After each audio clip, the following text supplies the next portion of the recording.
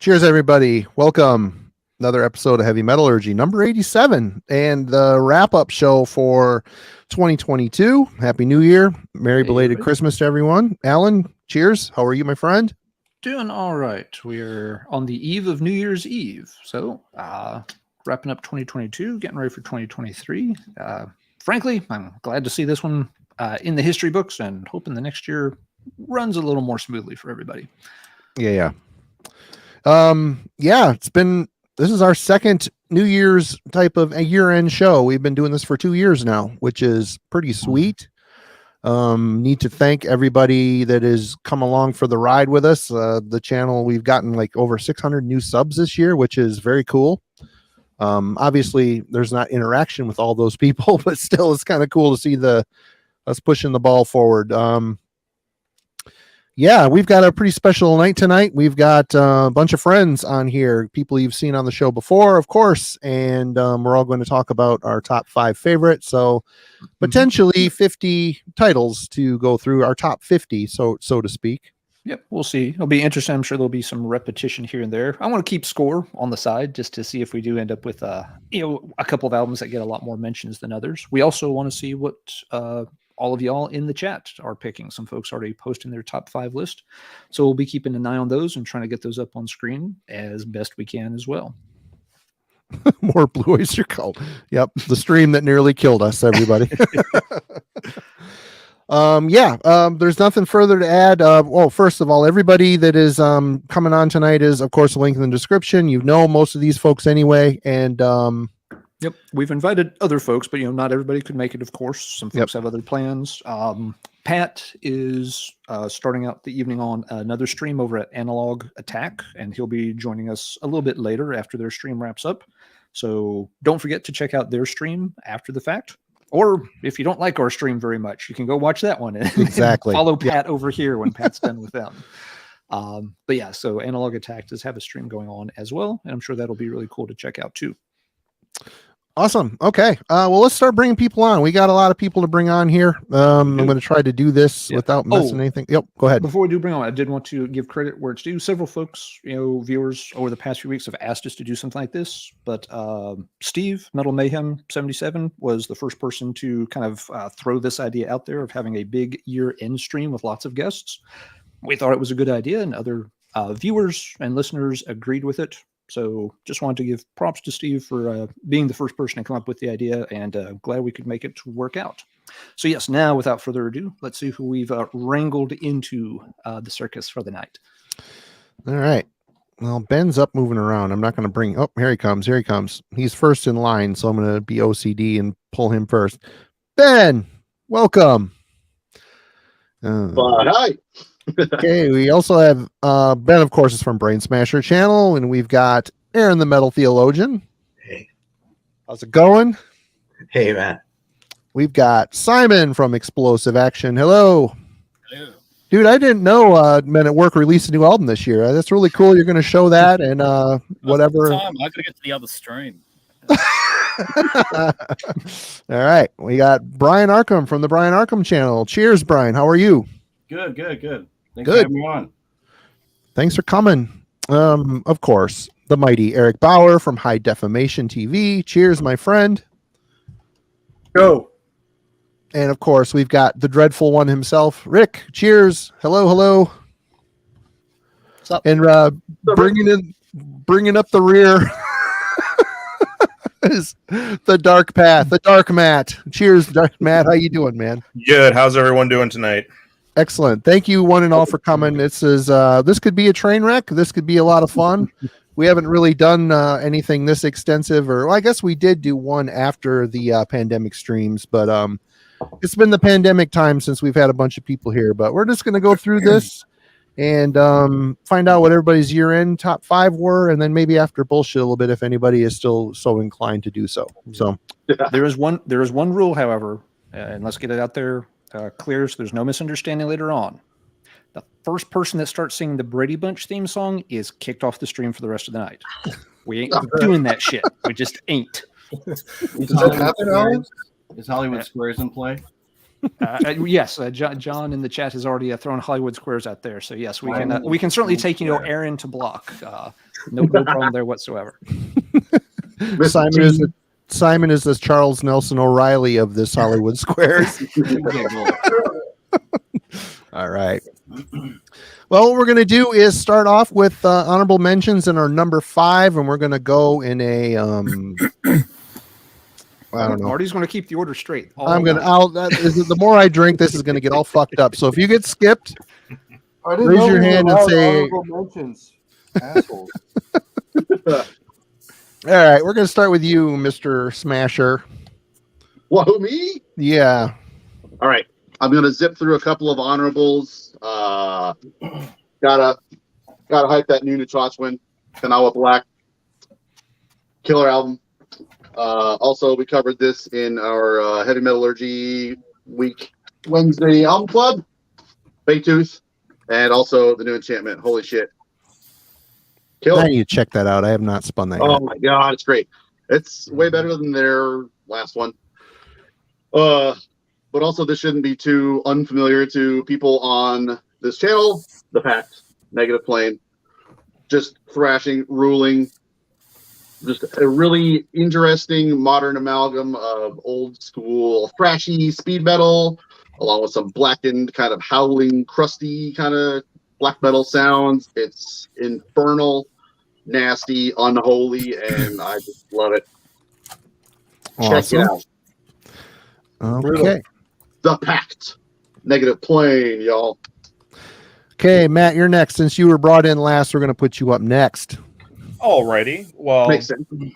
my first choice is my number 5 because it just kind of surprised me that I wound up spending as much time with it as I did, and that was Time Wave Zero by Blood Incantation. This one just ekes in purely because of the amount of times I listened to it. I don't know. I enjoyed it quite a bit. I know a lot of people didn't like it this year, but I think it just needs time, and it's a great record. I wasn't expecting to see that today. I'll tell you right now. So, yeah, it's not a metal album, but it's by a metal band. So I thought I'd just sneak it in there really quick. So. first surprise. I've yet to check it out, but I've noticed that. I mean, we've talked about this before, Matt, on your channel. Anybody that's not familiar with the Dark Path, he talks a lot about electronic music as well. And there is I've heard like metal musicians doing noise stuff and, trying other things. And it always sounds like metal musicians doing that, whereas noise people do it better. You know what I mean? How is that does it sound like a bunch of metal dudes going, oh, I have a Moog, I'm going to do this and this? Or is it, I think on first listen, that's probably exactly what it sounds like to most people. But after, I don't know, maybe giving it 3 or 4 listens, it feels a lot more like a Tangerine Dream record that's just a really chill, mellow one. And you kind of lose that it's Blood Incantation. You can just listen to it as a good ambient piece that just kind of takes you away for a while. And it's a really spacey album, but you definitely lose the metalhead sense with it, I think. But it still somehow fits in with all of the other Blood Incantation albums too. Like it if you listen to all of them sequentially, they blend together very well. But I don't know, it's just a good record to put on and forget about the troubles of the day. Right on. Okay, Mr. Rick, you are up next. Well, like Ben did, I think I'll do some quick. What do you call it? Just runner-ups. The Cavane, Great Below, really good black metal drop there during the year. From Switzerland, they play that dissection kind of style, a little bit of necrophobic in there. Really good black metal. Another honorable Spiral Death Western. Love this one. A lot of fun. That cover is great. The cover's amazing. Yeah. Yep. Didn't make it higher on my list because Wow. I just, it's a newer release. I didn't spend as much time with it as I did some of the other stuff here. I'm very curious Rick, about that. What is that? Yeah. What is that, Rick? I've seen people talking about it, and no one's really told me what the hell it is. What is it? Death metal? Yeah. It's These guys are from Nevada. It's like kind of twangy, Western tinged. It's like hardcore mixed with thrash. Well, it's a crossover album. It was a crossover album. Yeah. I guess you could say it's got a little bit of the gang style vocals, a little bit of the Human Falafel calls it Western integrity, so I'm intrigued. Very, very horror themed. I mean, you can tell from looking at that cover. I mean, their last album was a lot of fun too. It's something you can put on. Again, these guys don't take themselves too seriously. That's great. So there's that one. I got surprisingly, I listened to a lot of death metal this year, but a lot of it did not make the top 5. If this was the top 10, they'd be on the other side of it. But Pholophilic, Enveloping Absurdity, Good pick. another good one from what is it, North Dakota? Another really good death metal release. And lastly, Mother of Graves. This is their debut, full length. It's Death Doom. And this is, as a lot of you guys know, it's one of my favorite genres. So this one's another one that, I just want to spend more time with, but I did not make it as higher on my list, but another really, really good release. So for my number 5, which I have a feeling might make an appearance from some of you other guys, but Dream Unending. Songs of Salvation. Yep. So this, another one, I just talked about how just Death Doom is, kind of my favorite genre just overall. And this right here kind of stands out. It's not like the other ones. It's very unconventional, especially the way the tracks are kind of laid out. You got the really long tracks, and then you got, I know the second track is the really short one with Phil Swanson. And I can't say that Death Doom kind of makes me cry, but that track, that second track, what is it? Secret Grief. Holy shit! Stop it! Stop. It's got quite a good atmosphere. It's got a lot of good solos. That last track with the female vocals, pretty good. It's just overall, it's different, stood apart, and like their last release, I just think this one they stepped it up a little more. A lot of people may have thought they kind of softened up a little since the last release, but I like the direction they went with this. So that's my pick. I thought it was a step upward. What's that? I thought it was a step upward, a little bit. I like the direction they went. I figured some people might have thought they should have went maybe a little more darker. I don't know. I thought the solos were really good. Yeah. All right, Mr. Bauer, you are next. All right, so I just got a couple honorable mentions, I suppose, but even though nobody told me I could pick honorable mentions. That's my fault. The first one was the new Come to Grief. Wow. So When the World Dies. You got the Paulo Girardi artwork on the cover. Killer cover. Great cover. Yeah, just really stellar artwork on this. It's more Come to Grief if you're familiar with Come to Grief, or the further adventures of a band formerly known as Grief. It's basically in that same vein. It's just a little bit more accessible, a little catchier. It's actually maybe hooky on occasion, which they kind of weren't on the first 2 EPs. But this is like their first full-length LP. Fucking pretty great. Just kind of more of what you would expect from them. And then the second honorable mention would be Stoner with Totally. I've never heard of that. That is awesome. Brand York. Yeah, Brant Bjork. It's just a really fun record. It's not going to win awards for originality or breaking any new barriers or pushing the envelope at all, but it's just a really good time. I really like it. Really, really good. So those are my. What's that? Oh, never mind. So those are my honorable mentions, and then my number 5 would be this Sementales Salvajes with Umbral 3. This record is fucking just killer. It's like a mixture of just spaced out desert rock and downtrodden doom, instrumental, 5 tracks on here.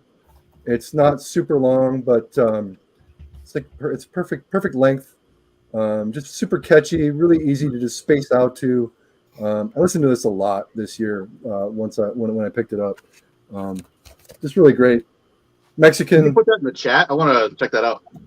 Yeah, just killer Mexican desert rock. It's awesome, and awesome artwork. Very cool, unique. Yeah, cool. Yeah. See Paulo Girardi do that. Well, different styles. Different style, yeah. All right, Brian is next. Oh. Stop. Somebody's hissing. So my honorable mention is Conan, Evidence of Immortality, Napalm Records. This is really good. Sludge Doom from England, just absolutely crushing. I think this is their 4th full length. They don't really stray much from their style, just heavy and burning and crushing. So really enjoyed this one a lot this year. So that's honorable mention. And then for my number 5, I actually picked a demo. This is Bygone, demo 2022. This is traditional metal hard rock from Boston. They came on my radar because one of the guitar players who used to be in Magic Circle plays in this band along with the drummer from Innumerable Forms and the vocalist for Blaze and Right. Just really cool, like retro 70s sound with really cool keyboards, really catchy, big hooks. Kind of got a space rock vibe to it. 4 tracks, about 20 minutes, so it's definitely short, but I listened to this a ton this year, and looking forward to seeing what they do in the future. I think I got this from Bandcamp. I'm not sure if there's any copies left, but good if you want to get some catchy hard rock stuff. Those guys are in a ton of projects, and they're all really good. Oh yeah, that's true. You just look at Metal Archives; it's just like one to the next. So the demo is your number 5? Yep. All right. Simon, you're next. I'm going to go run and grab something. Be right back. I also missed the memo about the honorable mentions, and they're all the way over there, so I'm not going to go pick any up. So I will use this opportunity to say, after this stream, go watch my video where you can see all the honorable mentions, which will go live in a few hours. But my number 5, which is a fantastic album, this is the new one by Jade, Pacification of Death. It's their debut album. Atmospheric death metal out of Germany and Spain. I've only just received the LP, but I've been playing it digitally for about 6 weeks. It's just the best combination to me of like Ruins of Beverast and Bolzer. That's what I hear when I listen to this thing. It's hangs around that slower speed that Ruins do. That has this just darkness all the way through it, but there's the lead guitar that sails over the top of this that adds like this shining sun brightness, just uplifting. It's almost an uplifting experience death metal album. I find it really, really interesting to listen to. I've been playing it quite a lot. So yeah, Jade. Yeah, that's okay. Bolt Thrower meets Rotting Christ. I hadn't thought of that combination, but yeah, sensational album. It's out on Pulverized Records, and yeah, if these guys aren't on like $20 spin by the next album, then something's wrong, because it's in that level, I think. So yeah, Jade. Mm-hmm. I'll be checking that out. Rick mentioned that the other day, and I put it on my wish list. Yeah, it's killer. Yeah, good pick. I've been meaning to give it some time and just haven't got around to it yet. All right, Aaron, you are up next. All right. Well, I kind of cheated because I don't think I bought anything. If I might have had something from 2022, but I can't think of anything.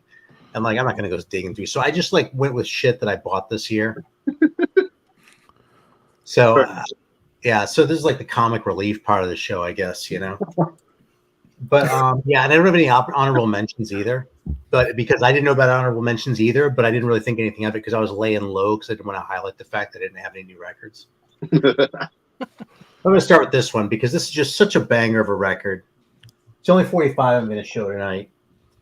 But I kind of never thought I was going to get my hands on one of these. It was sort of one of those records, and I sort of lucked into this earlier this year. I think it's just such a cool record, man. It's you know, it's from the new wave British heavy metal era, but it has like sort of an epic sound to it in a way that almost none of those bands did.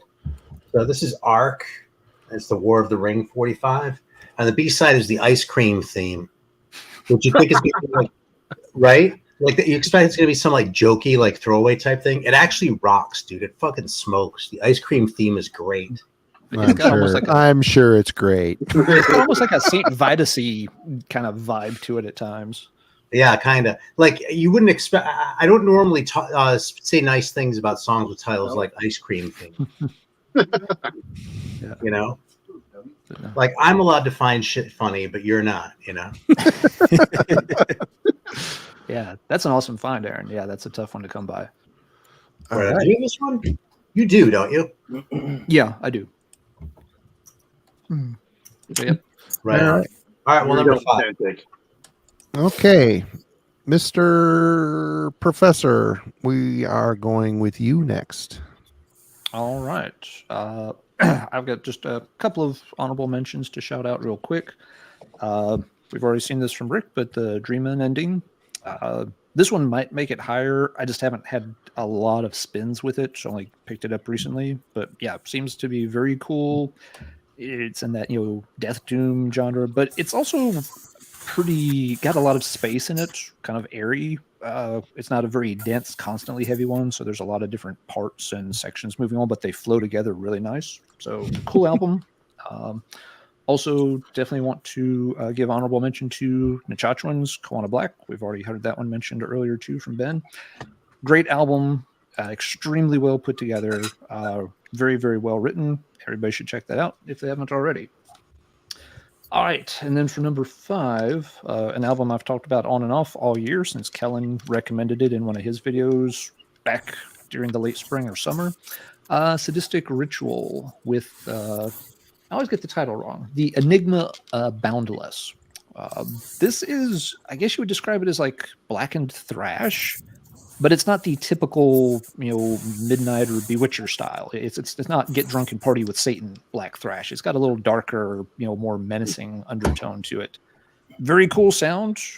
Someone doing something kind of different and a little more unique with thrash, which is cool. Bands from Atlanta, be really interested. I think this was their second album. Matt can correct me if I'm wrong. I'll be really interested to see what the band has in store next time around. So yeah, number 5 for me, Sadistic Ritual. Okay. And Marty, I believe that leaves you. All right. Well, after, you know, spending some time with all these fine folks, their channels, and other people in the YouTube community, I barely broke the surface of new releases this year. I had more than I thought, but I had enough to scrounge up a couple honorable mentions, one of which is this. I just picked this up recently. The new Mortuous Upon Desolation. I pick up a huge incantation vibe on this. Really great production, really good songwriting. Not super unique as far as, you know, their overall sound, but the songwriting is really good. Super killer riffs on here too. And again, production really crushes. Good stuff.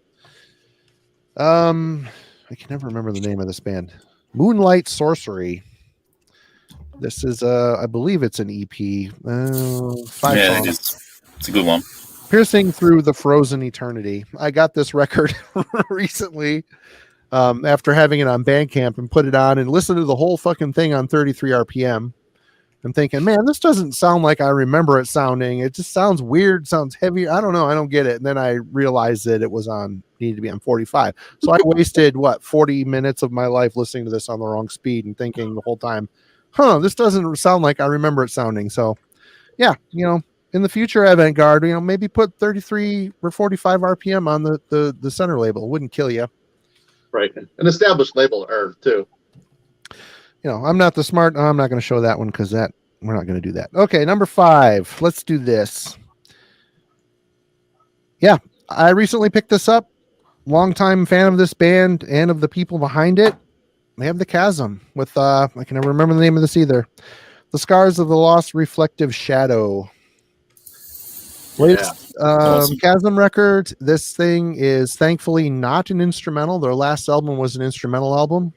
Mm-hmm. I don't know if Daniel just hasn't been feeling like singing. I know his Days in Incantation kind of roached his vocals. He really went for it on that stuff. Told me himself it hurt him a little bit, but I don't know, man. It sounds great. You can tell they recorded this themselves. It's got a really clean property to it. I wish it was a little dirtier, but other than that, the songs on here just fucking rip. They're just absolutely, this band, they just, death metal, you can tell when it comes from a certain area. That just has that sound. I mean, these guys, they came out of Mexico City. They relocated to the U.S. This just does not sound like an American or a European band. I mean, if you want to call it a Mexican sounding death metal band, then so be it. I mean, there's a very rich history of death metal down there. Daniel's been involved in multiple bands throughout the years, coming from Mexico, but this album rules, absolutely rules. And definitely check it out. They're still crushing. It's just the two. It's always been just the two of them, Antonio and Daniel, and they employ other people, of course, for live. But that's my number 5, Chasm, and we're gonna circle back. What's that? They just put a ton of work into every album. There's such a great attention to detail. It's just obvious they just spent a lot of time crafting a great album every time. Easily one of the best bands I've ever seen live. I've seen them probably 5 or 6 times over the years. Every time they absolutely destroy. They're so good. And just so very metal, if that means, whatever that means. But they go up there and they crush. But just the 2 guys too, which is yep, amazing. It's amazing. All right, Ben, you're back. Number 4. I am. Well, if you want a full review of this album on my channel, check it out. I was head over heels for this thing. It intrigued me so much that instantly after I listened to it, I shot a video of my initial reaction because I just could not contain myself. It's the new Imperial Triumphant Spirit of Ecstasy. It's kind of a metal album. It's kind of jazzy. It's very avant-garde, very noisy and textural. But these guys just kind of, I guess, are most at home in the metal realm. Their other albums are maybe a little more on the metal side, but this thing is just wildly, it's insane. But like structurally, it's super inventive. Like sound wise and sonically, it is the most unique thing I've heard in years. So if you're into something like really, really challenging and interesting and breaking all of the mold in metal, this thing is definitely doing it. You just like it for the Kenny G appearances. I can go fuck himself. With a flute. Yeah. Yeah. And that's an alto sax. Oh, sorry. It gets more penetration. So good. It's curved for his pleasure. All right. Matt. Don't want to get a splinter off that little mouthpiece thing. Wait a minute. There was a read on there before. Anyway. All right. Well, I forgot to throw out my honorable mentions with my last pick, but you guys have already shown all the ones I would have honorably mentioned, so we're good. So, my number 4 was that Moonlight Sorcery, whatever you call it, Piercing Through the Frozen Eternity. I think I hear this album a little bit differently than a lot of people, and that's like on 33 RPM. No, I don't know. This to me sounds like 80s metal mixed with like icy symphonic black metal. Like there's just something about the way the riffs sound on that record that just like mimics Motley Crue in my head for some really weird reason. So I don't know. This album kind of scratches a couple of different itches for me, just in a really weird way. So this spent a lot of time on my playlist this year. I really hope they're not sketchy dudes. I have no idea, but Moonlight Sorcery was good stuff. And their second one, they came out with another EP just before the end of the year too, and I have not heard that one yet, but I hear it's good. But yeah, this album rules. Yep, good stuff. All right, Rick, you're next. All right. Well, Ben already showed this during the honorables. This moved up higher in the list just because it dropped in April, and I was listening to it digitally for a while. Then Ben did this review, and it kind of convinced me to pick up the physical. And it came at the right time because I was getting sick of the second wave sounding kind of stuff. And that is the Negative Plane. Showed Imperial Triumphant. So this is another strange New York black metal band. Yeah. But this is was quite a relief for me because it's different. These guys kind of fall more in line with the I don't know, like I would say Root and Mortuary Drape, Master's Hammer kind of style of black metal. It's kind of has that very ancient sound that I really, really like. Very strange. The vocals are very strange, and which is more appealing to me. I love the production on this. I love how the very riffy based approach on the black metal side of things. Just a very, very odd project overall. Very good. Even though this is the third album, these guys tend to take these nice little long breaks in between, and it really paid off, I think, for this. So spend plenty of time with it, and this is one that I'm going to see myself spinning all the way into next year. It's just awesome. All right, Mr. Eric, you are back. You're muted. Sorry. Yeah, you're good. 1,000 apologies. Oh, all right, so my number 4 pick would be the Boris split with Rocky and the Sweden. That's a really cool metallic. That's really cool looking. Yeah, it's killer. It's put up by Relapse. It came out kind of late. It dropped on Black Friday, and it is just a rad. I mean, it's a rad combination of the direction that Boris are kind of going in musically right now, which is leaning more towards like the hardcore side of things as opposed to like the stony, like heavy doom sludge side of things.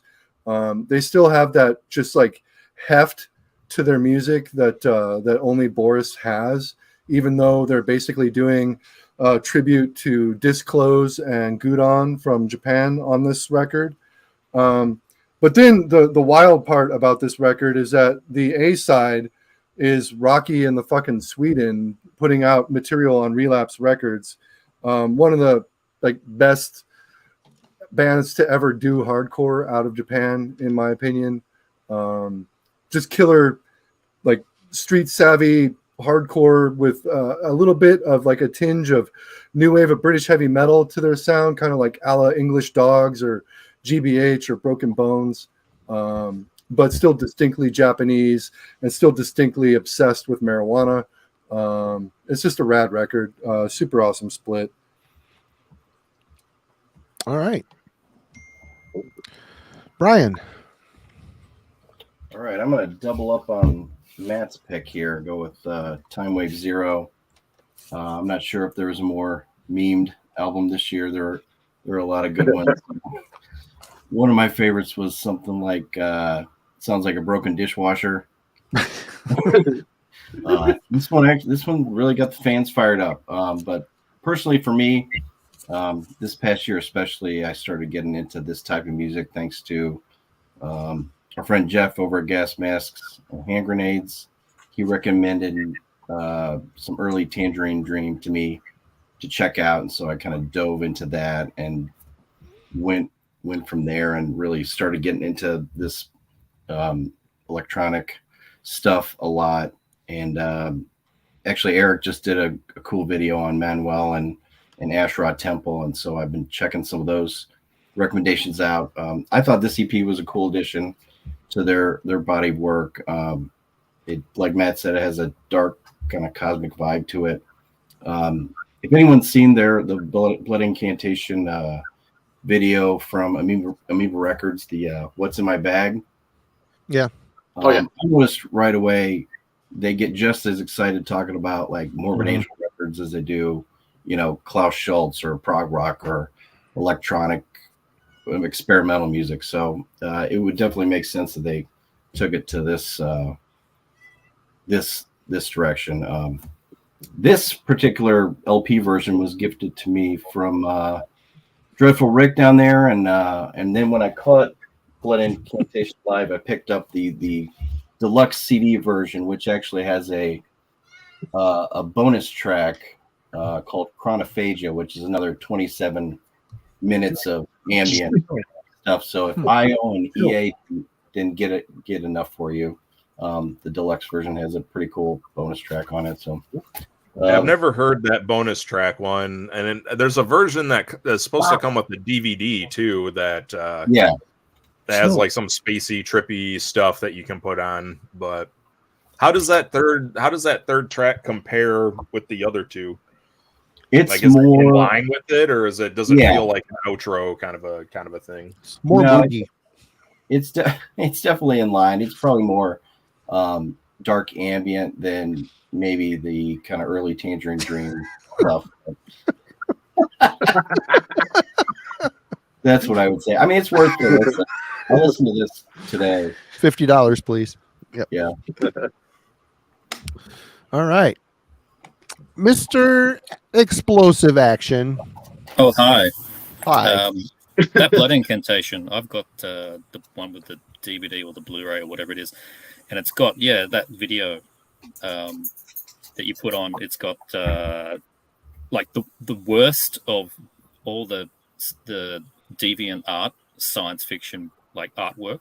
It's just like this strange looped video of just like CG backgrounds. So I don't know if it's really worth your time. I spent about 2 minutes with it. Okay. Fair enough. Yeah. Hey, look, it's interesting. All right. So did somebody say Finland? Because I picked up this one. This is a band called Akaliti or Akaliti. I'm not too sure it's Finnish. This is a fantastic debut album. Acolyte. No. Acolyte? I don't know. It's got an I in the end. Akaliti. Acolyte. Huh.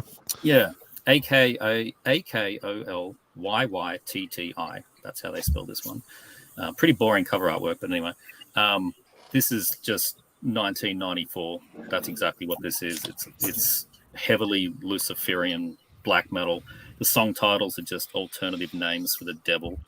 Track one's called Belial. Track two is Astaroth. Belphegor, Samael. It just goes on like that until you finally hit Lucifer for the bonus round. And it's like in the Night Side Eclipse, it's totally in that ballpark.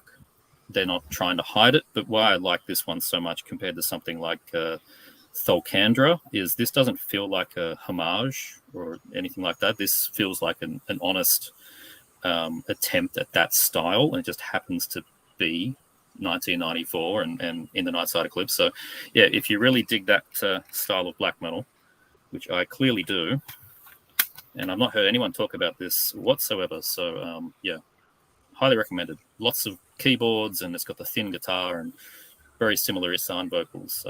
It rules. Good stuff. Self-titled from Akaliti. Sweet.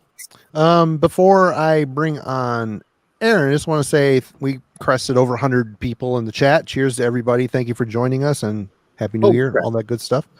Aaron, you're up next. All right. Well, so I guess we're going to, from Finland, what we can do is just cross the border into the Soviet Union. And then actually go south into the Caucasus. Yeah, this kind of didn't work out as well as I was sort of planning it in my head. Anyway, this is from Armenia. And it's kind of fantastic. And I mean, I'm a sucker for just any of this like old like Soviet or just like shit from weird places. But there we go. So most of this is in Russian, but on the front actually, it's a cool metal record. It has some kind of cheesy parts, right? It doesn't really sound like a Jesus metal record, even though it kind of looks like one.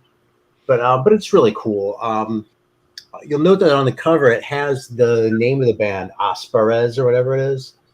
in a Latin font, and then it has it in Cyrillic too, Asparez. And then I actually didn't even notice this until recently, but down here it's in Armenian. At least I assume that's what it says, because I know what Armenian looks like, but it's not like I can read that shit. Huh. So, so yeah, just popping over the border. There you go. Cool record, though, man. And probably one that if it's not anyone else's list, well, then they're cheating too if it's not anyone else's list because it didn't come out this year. So I'll just leave it there. All right. 1990 it is. Well, it's close. All right. Ellen, you're up next. Okay, let's see. For number 4, I'm going with Canadian band Spell and their new album, Tragic Magic. This came out pretty late in the year. Spell, very weird to describe. I'm not even sure it's fair to call them a heavy metal band at this point. They've got a lot of catchy 80s sounds worked into their music. There's still a heavy framework under it, but lots of, it's got, there's kind of big, prominent, pulsing bass lines that you expect from, cool early 80s music and stuff. Very catchy, very well written stuff. If folks are familiar with their last album, Opulent Decay, it picks right up where that album left off.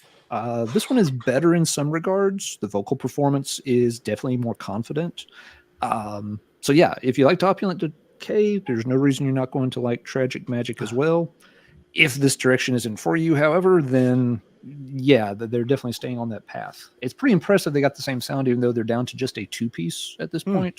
Okay. So yeah, they still have it working out just fine on the sound, even though they lost a member on the way. So late release this year, but Tragic Magic, still very cool, very catchy band. All right. Next up for me, my number 4 is this record, Death Hammer with Electric Warfare.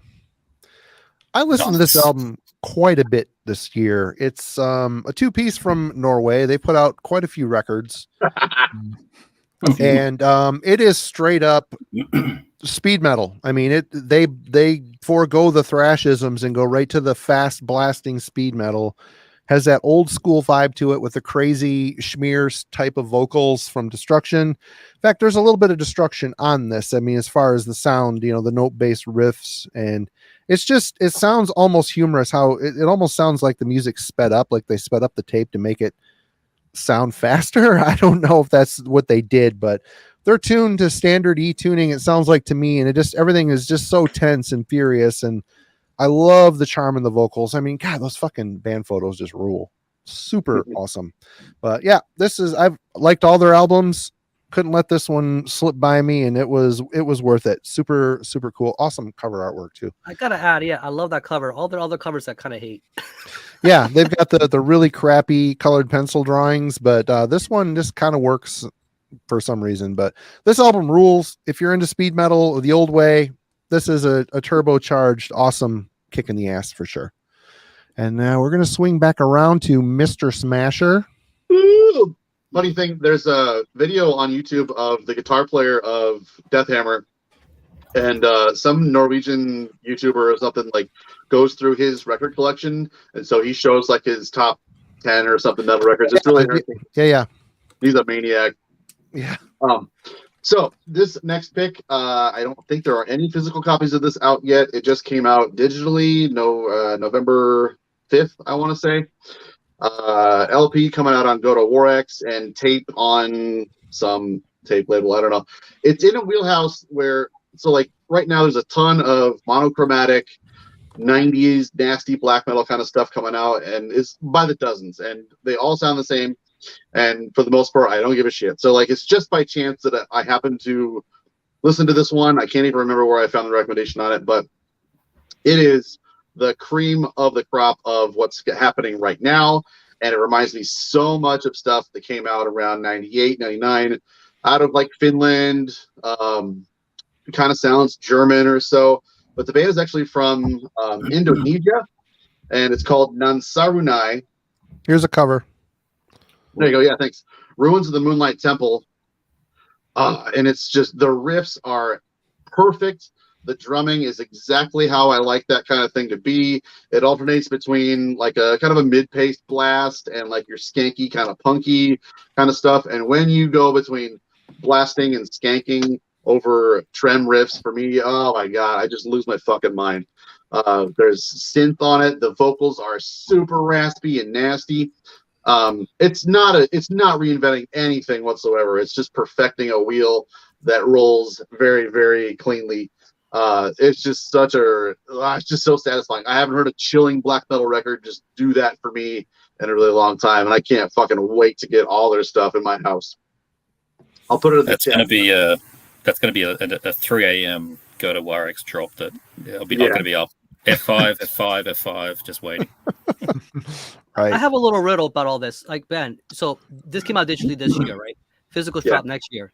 Now, does that qualify as that showing up as next year's kind of top list, being that the physical came out next year?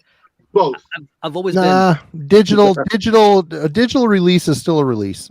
It's yeah. All right, because I had a few things like that. Name. Does that qualify? I don't know. Check the chat. Yeah, there you go. All right, Mr. Dark Matt, here you go.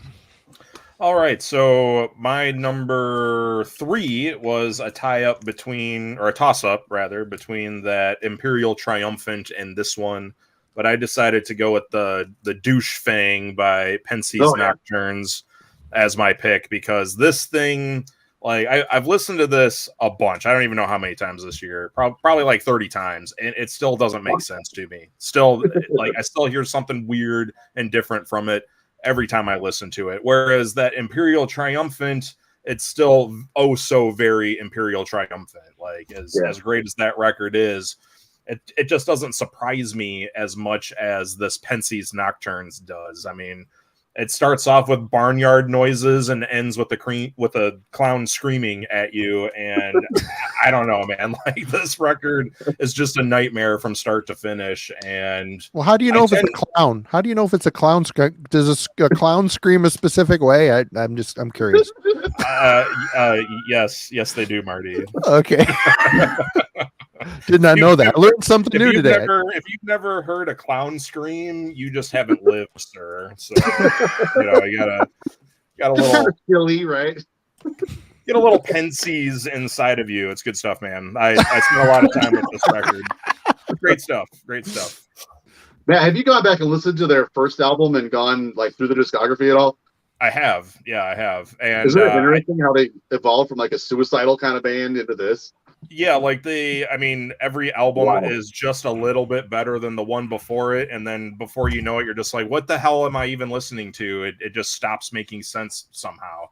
And I don't know, man. That band just freaks me out more than any of this avant-garde New York stuff. Go to France for your weirdness, people. I mean, they're weird. So, all right. Screaming clowns. We got Rick next. What's up, Rick? What's up? So this one at my number 3, it's almost unfair. I mean, when you got guys behind Magic Circle, Eternal Champion, and they're supposedly based out of my home city, though I kind of dispute that because these members are from all over the place. Dream Killer, Silverlands. This right here, I also have a CD of this, and it made me realize I'm driving the wrong vehicle, because this is the album that's going to make me buy a Trans Am. Do they still make them? I rock. It's just, these guys nailed it. It's just that feel, just the whole 80s vibe, kick-ass solos, just really catchy choruses. I mean, this is one that I feel safe putting on for people who are not generally metalheads, but I feel like they generally would like it, especially the older crowd who remember that time period. It's just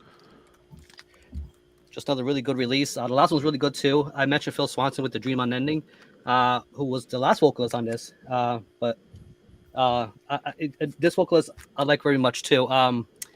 Justin DeTore was the drummer on this, which was also in Dream Unending. So he's kind of, I guess he could say he kind of made my list. He's my musician of the year when it comes to releases in my top 10. But yeah, so that's my pick. Really, really good heavy metal. I wonder if anybody has ever tried counting up the number of bands that Phil Swanson sang on one album for and then immediately left and got replaced by someone else. Yeah, I got a few. That guy's on one-offs. so many different things, but he, besides Hour of 13, he doesn't really stick with many bands very long. It's kind of I don't know what's with that dynamic. Picked up that He gets them started and then he kind of pushes them down the driveway, and once they get rolling, he goes back and helps somebody else get started. All right, Eric. All right, my number was this number 3. Would be the third record by Mina Kunara, Strato Arcology. This is released by Riot Season.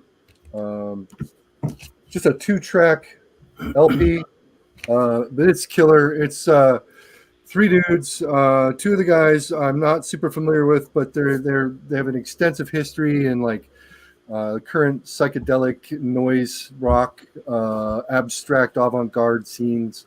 But the drummer is Dave Sneddon, who I know because he used to run Flat Earth Records. He was in the bands Health Hazard and This Closed out of the UK. So he's from like a distinctly hardcore background, UK hardcore specifically. But this is just killer. They're a rad power trio, it's this weird convergence of like krautrock influenced desert punk ambience. It's fucking awesome. I can't really compare it to anything that I can think of offhand, except for maybe the band Lagoon from Portland. But even then, this is a lot more out there, wild and abstract. It's very spacey, but it definitely locks into a groove. It's all instrumental. There's no vocals. And really like that krautrock influence is kind of center forward the entire time that the record plays. It's just killer. I've listened to this a whole lot this year since I picked it up. It's just a rad record. Anything I've found that Riot Season's releasing these days is just awesome and worth picking up. Awesome. Okay. Brian. Okay, number 3, I went with Zompantli. And I'm not going to try and pronounce the album name, so I just typed in the chat. I failed at that too. It looks very complicated. So this is some Death Doom from California. Yeah, thank you. They're on $20 spin. So they got scooped up by them this year. They kind of incorporate this ancient Aztec, Mesoamerican kind of culture into their sound. The band name translates to it's like a wooden rack that's used to display human skulls. It's just really heavy and chunky and punishing and dark and all those adjectives. They also utilize like some of the tribal instrumentation and percussion, and there's some chanting there that kind of creates this kind of evil, dark atmosphere. I just really dug their whole kind of ancient indigenous aesthetic. It works really well for this. It seems really authentic. They put out a demo tape on Transylvania tapes last year that I really enjoyed too. So it was cool to see them kind of up the production game and bring this full length and really good off $20 spin. So yeah, album rules. Yeah, heavy as fuck. All right, Aaron. All right. I was making sure it's off mute. Okay, so I did we skip Simon, by the way? No, well, he's coming next. I'm trying to follow an order, but it gets messed up a little bit. He's coming. All right, cool. Since you were saying to let you know if we thought somebody gotten missed, I just wanted to. Okay, so I'm actually changing one here because shit. I gotta figure out where I put the fucking thing. All right, there it is. Okay, so anyway, I there was one that I was going to show that I would pull out because it had kind of been eating at me for a while, and it was sort of, and I finally tracked down a copy of it this year. That's this Dutch band called Death Warrant. But this is kind of an ordinary metal Theologian record. I mean, they look kind of ridiculous, and the record's a little bit shitty, and it's fantastic and hard rocky, and the hooks are great, and I absolutely love it. But since we have someone from Lithuania in the chat, actually, right on, Jonas there. I'm gonna show this one instead because this one almost ranked anyway, just for being weird, man. There's another one on Melodia, so there you go. I don't know if this is technically Soviet, but the band was from Lithuania. And right around the same time as that other one, and I know Lithuania seceded from the Soviet Union before Armenia did, but I don't know exactly when this shit went down. Anyway, this record is fucking bonkers. I mean, it's a metal record, right? But it's like they set out to like create an epic metal record, but like the only thing they ever listened to before was like Death SS and Devil Doll. So it just has this weird sort of bonkers vibe. Like there are a lot of parts where you kind of appreciate it more than love it, but it's just so cool. And I kind of keep hearing new things in it. It grows on me listen after listen. So yeah, Catedra, I guess they're called. Is that Alice Cooper on the cover? Huh?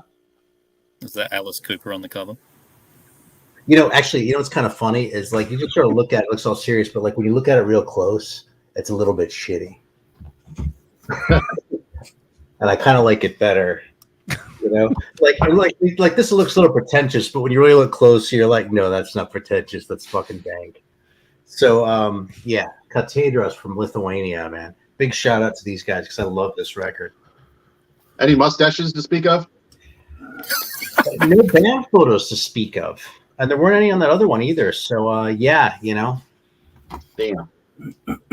They would get bonus points for mustaches. There are always bonus points to be had for mustaches. Maybe the mustaches were so dense that it just blocked and obscured the whole picture, so they just had to scrap the photos.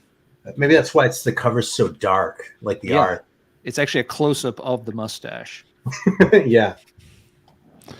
All right, Simon. Okie dokie. Number 3.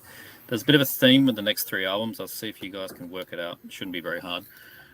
This one is Altars with Ascetic Reflection. This album rules. 9 years since their first album, which was Paramnesia. They toured that, and then they kind of broke up. Not too sure what really happened there, but they kind of got dissolved. Then this guy, Brendan Sloan, from another really good band called Convulsing, he kind of got the guys back together, and he took over bass and vocals. So that's interesting when like a mega fan of a band convinces the rest of the band to get back together. So that's what happened with that. And then the rest of the band is made up with Lewis from Ignivimus, who's a fantastic death metal band, and Alan from Stargazer on drums. So you already know it's quality Australians in this one. It's like it's a technical but atmospheric, dissonant brand of death metal. It's just everything all together. All the bands I just mentioned are kind of a good reference point, I think.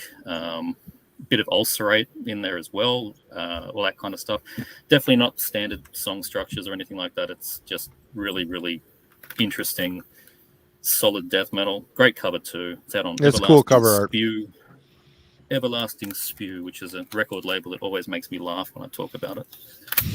And they're fantastic live. It's a 3-piece and amazingly good live. So yeah, Altars Ascetic Reflection, number 3. All right, Alan. All right. My number 3 comes to us from Sweden, and it's Seventh Wonders, The Testament. Been a few years since these guys had put one out.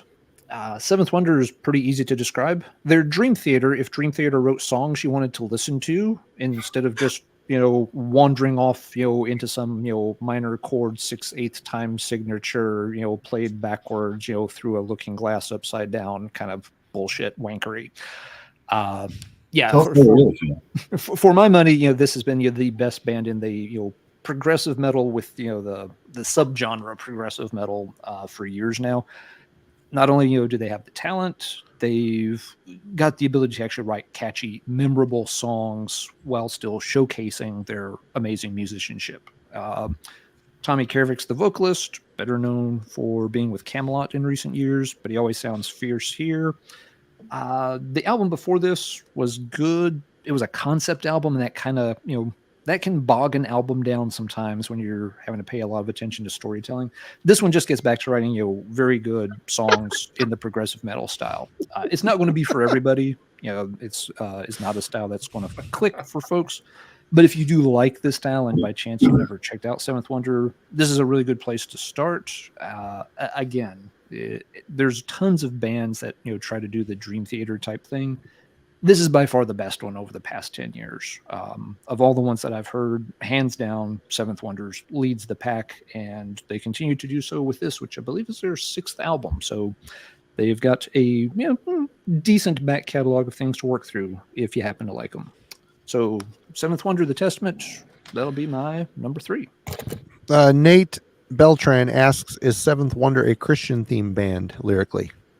Not really. There may be hints of it here and there, but if so, it's a very subtle thing. It's not a major it's not a major central piece.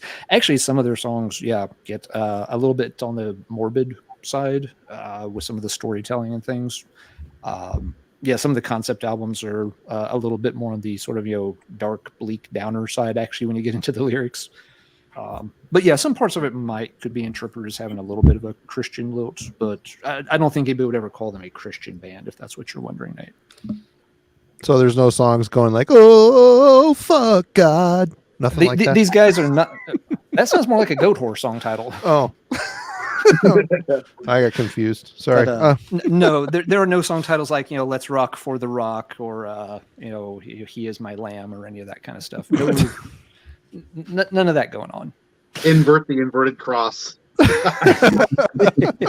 Yes. If you invert it back. While I work out the geometry of what Ben just said, Marty, you go ahead and tell us what your number 3 is. All right. Number 3 for me is Morbidity Triumphant by Autopsy. There it is. Man, I've enjoyed every Autopsy album. There's a few holes in my collection of the later era stuff, but this one, it just sounds like older Autopsy to me. They're kind of back to the mean, slow, and stone style. I don't know. This just sounds like it could have been a good follow-up to Mental Funeral. I don't know. I know there's been a lineup change. I enjoyed the shit out of this record. Maybe I just haven't listened to more modern Autopsy as much as I should have. I missed out on that Hacksaw. I can't remember the name of the fucking record. I think Macabre Eternal is the last thing of theirs I bought. Oh no, I've got a couple of them. Several Severed Heads, I think, is the last one I bought. But I really enjoyed the crap out of this. I love the Wes Benscotter cover art on here. Pretty fucked up and twisted. Very cool cover artwork. This is a solid Autopsy record, and for cruising along as long as they have been, and they're holding true to their sound, and they're still writing good fucking death metal. Very cool. There's a reason why. Have you heard the Static Abyss album, Marty? What's that? Have you heard the Static Abyss album, the side project? I have not. Oh, Recommend. I didn't know they did the whole album. I heard that song on the Noxious Ruin comp. Yeah, it's two of the guys from Autopsy. It's like a COVID project as far as I can tell, like a lockdown project. Huh. Not too sure if they're doing follow-ups or anything, but the one album is fantastic. Yeah, it's really good. Is that the one called Labyrinth of Veins or something like that? Yeah, that's the one. I think it's something like that. All right. Back to Ben. Number 2. Last Autopsy I bought was shit fun. I'm sorry. Yeah, that album, that and Unspeakable, Acts of the Unspeakable, good, but not great. They're just not great. Anyway. Yeah. Did it leave a funny taste in your mouth, Marty? Yes. I was so juvenile. I was like, ooh, this album's got a turd on it. You got my $20. I shit you not. Down to number 2.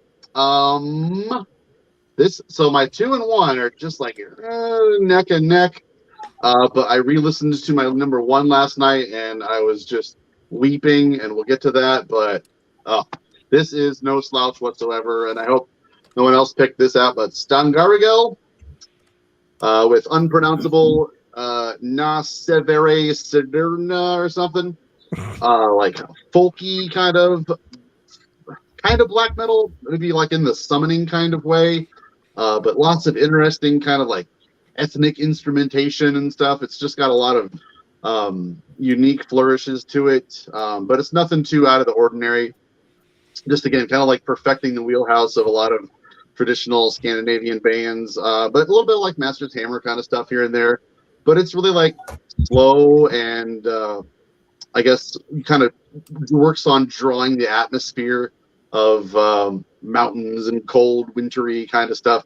But it's really like I said, it's not very nasty. It's just really like approachable and warm sounding. I listened to this probably 50 times this year, so can't get enough of it. And I did an interview with these guys in the last issue of Arcane Archivist. That was great. Killer artwork too. Love that old beer. Got the Sounds good. vinyl on that. Just should have dropped, I think, this week or so. Should be hitting mailboxes this week. I'm waiting for mine. All right. Put it in the chat. Yeah, that kind of looked like a Nagura Bungit album almost. Oh yeah, Really, really did. That's what it reminded me of. real similar too. You're up, Matt. All right. Well, my top two probably aren't a surprise to anybody, so I apologize for that off the bat. But number two, Synchro Anarchy by Voivod. This was a very strong number two for me. So much so, I bought it twice. Strong number two. Such a strong number two. We're keeping with the poop theme here on Heavy Metallurgy tonight. Yes. And how is it that we're on number two and it's only been an hour? Like, All right. We're running tight ship around here. We're not talking to each other. So Synchro Anarchy is it's one of the best Voivod albums. I mean, if you can, I struggle to put it in a top 10 or a top 5, but you got a top 10 Voivod albums list. Synchro Anarchy and The Wake should be on there, and that's just so strange. After knowing like the heart and soul of this band died and they kept it together, Yeah. and they're still putting out albums that sound like that heart and soul is still there. And I still prefer The Wake a little bit more to this one, just ever so slightly, but man, this is a strong record. Paranormalium, however you say it, Planet Eaters and Mind Clock. Holy shit. I mean, 3 of the best Voivod songs ever. So Synchro Anarchy, got to give this some love this year. I mean, it sounds exactly like the artwork. I mean, that's what this album sounds like. Sounds like aliens and crazy things coming at you and driving you crazy. So that's what you want from Voivod. And that's what we got. That band evolves exactly the way you want to see a band evolve. Every 100%. 100%. Like their trajectory is very strange, but it's great that they're still able to do it. Like, yeah, not a band that you would think would be able to stick around this long and keep doing this, but here we are, man. One of the best albums of their career right here. So, all right. Number 2, Mr. Rick.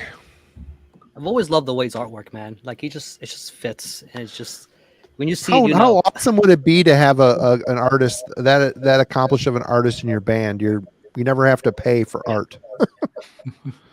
Interesting you brought up Voivod, because like what I think of Voivod, like kind of in the world of progressive thrash, and it's just how out there they are, and they just don't quite fit.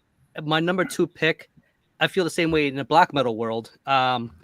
You did show Ben, I think it was Imperial Triumphant, and I feel like when you think of the weird kind of black metal bands, of course you would know I'm talking about Psy here.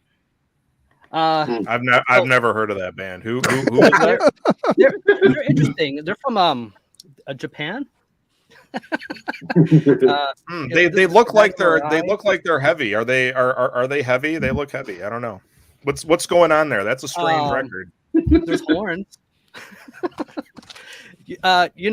This edged out, almost made a number 1, but I'm a little biased because what I picked for my number 1, I kind of want to marry the singer, so that's why this didn't make a number 1, which you will find out. But this right here, Air to Despair, I did not return to that one as much as I thought I would, but this one here, I don't know, like it's still weird, but I find it a little more, I don't know what the right word, maybe accessible than their last one was.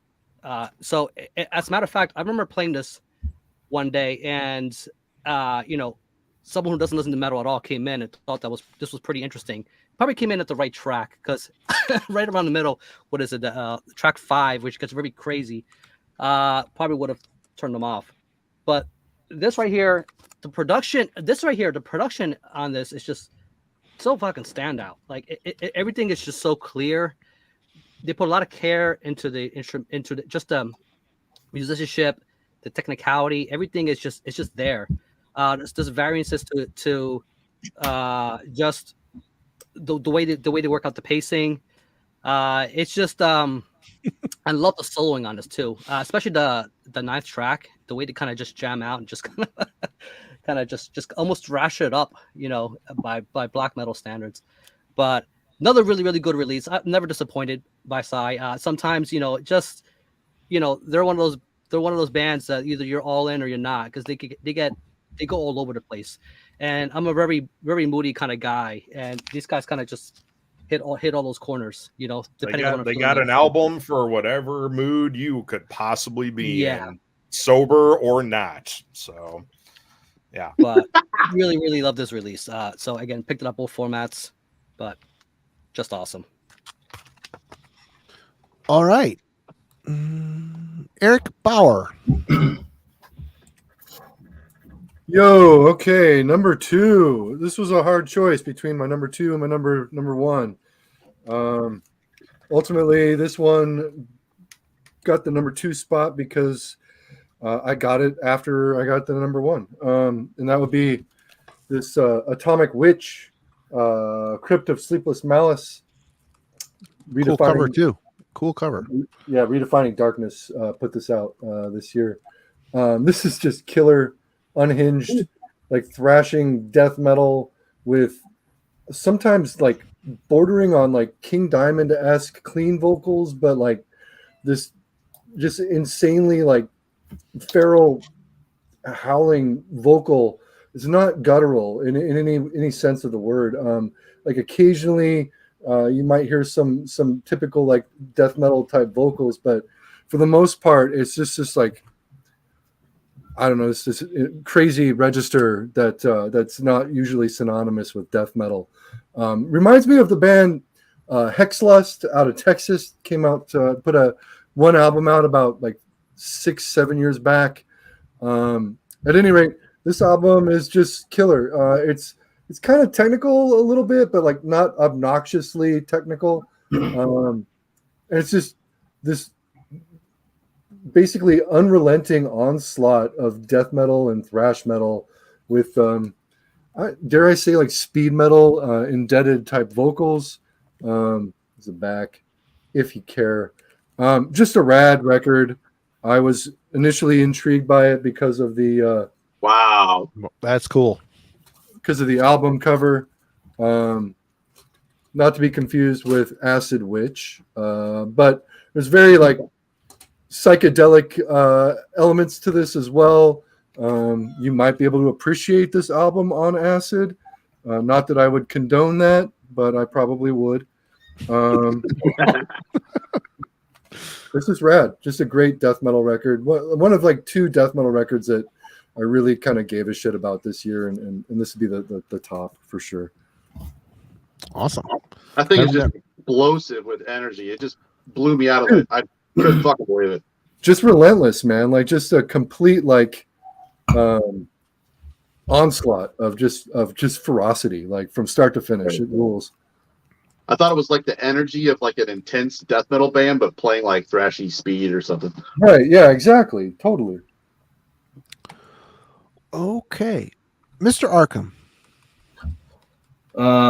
Okay, number 2, I gotta double up with Rick on go with Summerland's Dream Killer. I picked this one up kind of late in the year during that Relapse like holiday sale, and I got it actually with the debut. So I did the same, Brian. That's how I got mine through the Black Friday sale, both of them. Yeah, $5. $5.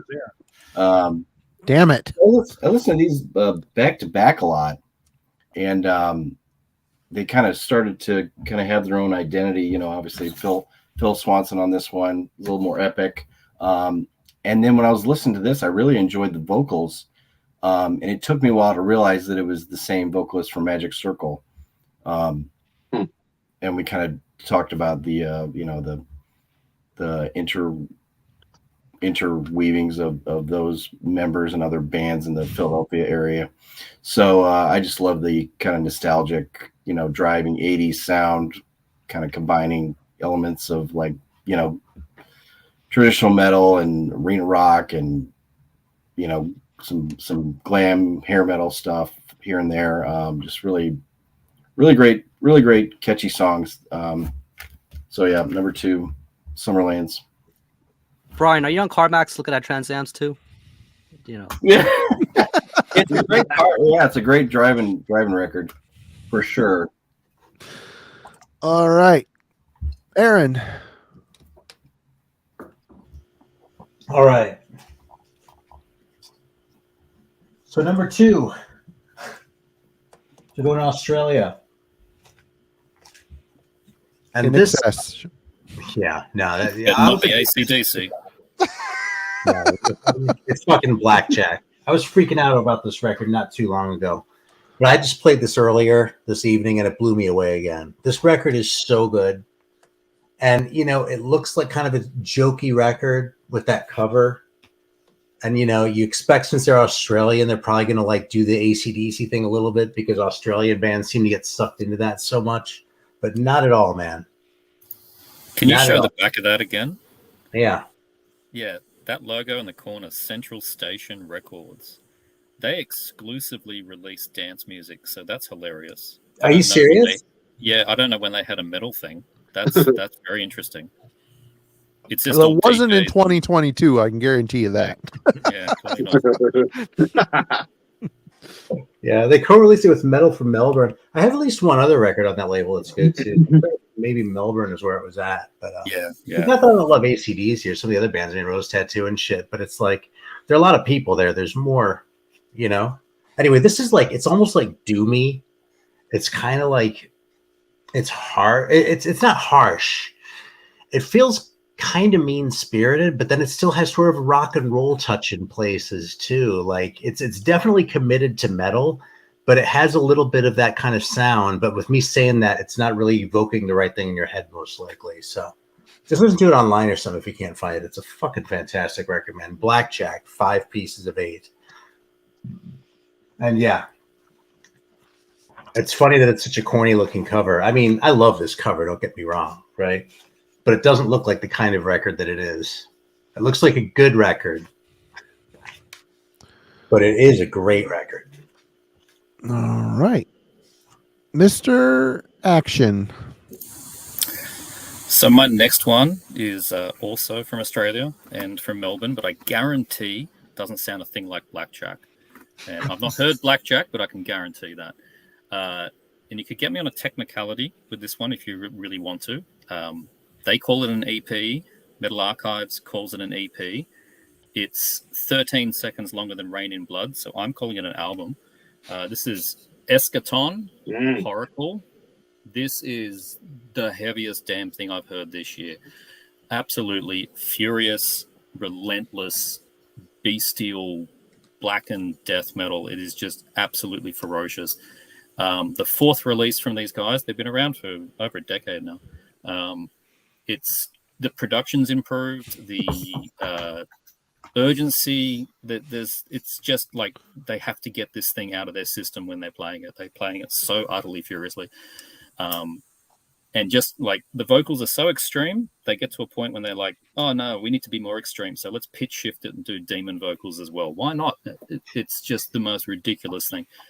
But it's not just a like noisecore kind of thing at all. Like it's completely memorable. There's actual riffs. It's not just a blizzard.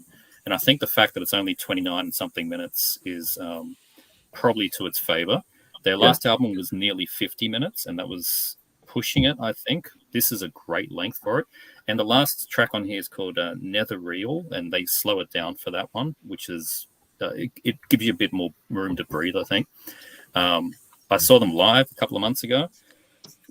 That was insane. I had lost the hearing in my right ear for 2 days after that one. Never seen anything that loud. But yeah, Eschaton, Eschaton. Horacle. Awesome release. I think it's heavy as fuck, demonic and gnarly. Ridiculous. It's just ridiculous. Absolutely ridiculous. I think everyone would agree that, and Simon, that Rain and Blood is probably the benchmark, the yardstick we use to measure what an album is. That's what I do. Yep. Absolutely. I was right and wrong. If you're less than that, you're an EP. If you're more than that, it's an album. Okay. Alan, I'm going to go a little boys' room while you talk. I'll be right back. All right. Well, another Canadian band here, number 2. Let's see in the chat. Thrash was asking earlier if I included any new wave of traditional heavy metal release. Yes, I did. I picked this one, second album by Riot City called Electric Elite. The cover for this one, I never realized how much I wanted a robot cheetah as a pet until I saw this artwork, and now I can't stop thinking about it. The cover's great. It is absolutely fantastic. I get that some folks are not into this kind of thing. Where is that a cyborg cheetah? It is a cyber. I think it's technically a jaguar because the first track is called "Eye of the great. Jaguar." But, Okay, all right. Based on the spot, I'm not going to claim the artist was true. If we examine the spot pattern, it might turn out to be some subspecies of cheetah. I don't know, and we're not going there right now. If it was rocks, it would be this decision. But bottom line, this absolutely shreds. It is killer, speed metal, early 80s vibe, very fast, very technical. It leans into European power metal a little bit, but it retains the North American vibe. It does not get flowery. There's no silly foo-foo dragon here. Fucking robot cheetah, not a dragon. So it's going to be better than a lot of the frilly enchanted sword kind of power metal stuff. Yeah, how does that compare to that Digger album with the metal duck, the robot duck? Robot cheetahs eat robot ducks for breakfast, lunch, and dinner. No contest. Absolutely. All right, not. Just making sure. It's a fair question. When you get into robot animals, shit can get weird. Sometimes the matchups don't play out the way you'd expect them to. But in their natural environment, the robot cheetah will always destroy the robot duck. I'm glad he went with the cheetah because when I think of lions, I think of Christian bands. It's just the type of cat matters. Robot lion does seem like it might have been a little too mundane, a little too predictable. Same if they'd done robot tiger. By going robot, again, jaguar / cheetah. Yeah, definitely they're going for the second tier cat, which also kind of feels like it's right in line with the ethos for the new wave of traditional heavy metal. We don't want to be the world conquering band. We want to show up on Gimme Metal Radio once every week or so. So they definitely picked the right cat for everything.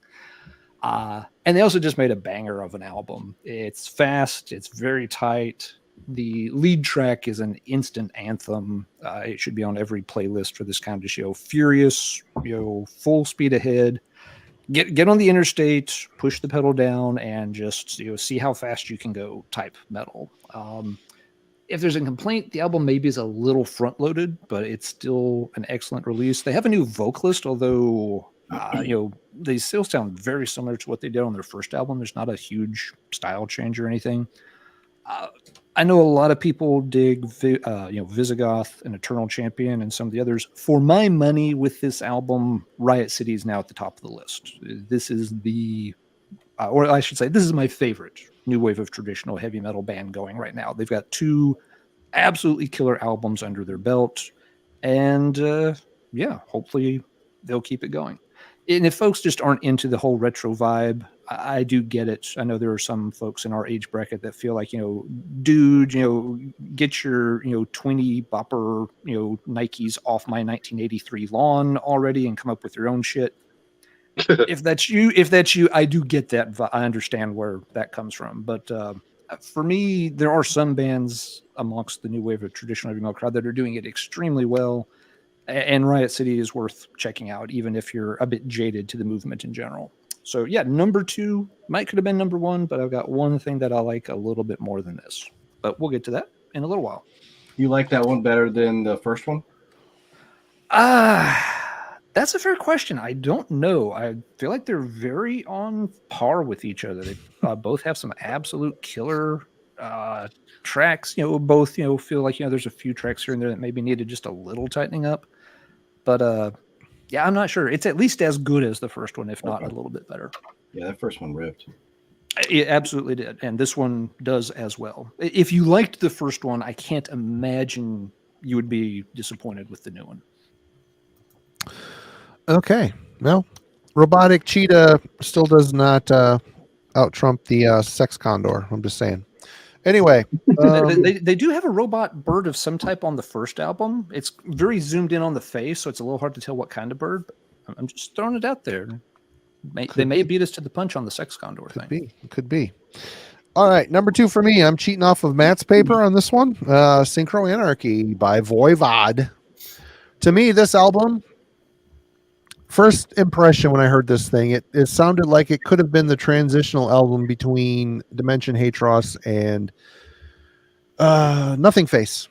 It just had that vibe. I really like the way the guitar and the Rocky and Chewy's bass and guitar interact between each other, kind of in a very similar way that Blackie and Piggy did on Nothing Face. They tapped into that era, and it just, like Matt said, it's amazing how you lose your main songwriter and they found the spiritual and technical successor to Piggy, the protege, so to speak, in Daniel Mongrain. He's amazing, and it's amazing that this band can continue. And I would also agree with Matt that I might prefer The Wake just a little bit better. There's a couple of songs on there that are just a bit catchier, but other than that, this album is really great. I love the production. I love the artwork. Snake sounds amazing. I mean, all the stars align perfectly on this thing. It's just a solid, well done album. And I didn't buy the vinyl as well, but it doesn't mean I don't like it as much as Matt. It just, I try to be as cool as a Dark Path. It just never pans out for me. But my number 2 is Synchro Anarchy. Absolutely great record. It's so great to see a band with this much longevity still putting out stuff that matters. Anyway, I think it's great. Just show the Chrome Dome, Marty, and you'll be just as cool as me, man. You'll get there. I'm scared. All right, Ben, number 1. We're into the number 1s. All right, getting pretty serious, folks. Hope you guys are keeping notes. Actually, yes, I am. I've been keeping score the whole night. Okay, good. I want to know the score at the end of the night. I bet nobody else is picking this one, but I swear by this thing. I swear by this band. I'm excited for everything they do. This is their third full length in like 6 or 7 years or so. Going with some black metal, but the new one from Vedrujanci Viator, my number 1 pick. Oh my God, where to begin? It's folky, woodsy black metal, of course, but really injecting a lot of emotional relevancy to it. But this thing has 52-page fairy tale written. You can't read? Let me guess. You can't read any of it. No, there are Polish and English lyrics to the whole thing. There's awesome drawings for the whole thing. It's just such an immersive album. It's a headphone album. Oh, the tones are great. They just have like this. It's kind of acoustic, but it's almost like a clean electric guitar, maybe. Harmonizing along with a lot of the riffs and just the reverby kind of delay on all the sounds. It just takes me to a forest where I'm sitting by a campfire and just listening to this amazing music just around me. This is just one of my favorite bands, and this is by far their best album so far. It'll just have you in tears if you're paying attention close enough. God, it's so good. Sounds awesome. I have to check it out. That's certainly not a band name you're going to chant live and like, what was it you see if you hit there, blah, blah, blah, over and over. Not going to happen. No, dude, that's racist, Marty. Damn it. I apologize for my co-hosts. It means Whispering Winds, and the album Auroral Even Fall Descends or something like that. Yeah, woodsy, folksy, autumnal, black metal. It's so great. All right. My order's messed up here. Who's next? Matt is next. All right. Well, number one shouldn't be a shock to anybody. I mean, just the first 4 songs alone on this record go from, arena rock to sexy saxophone. I mean, what else can you say about Halloween Chameleon? I mean, it encompasses everything you love about music. And the great thing is, Yeah. So, Aaron, what's your pick?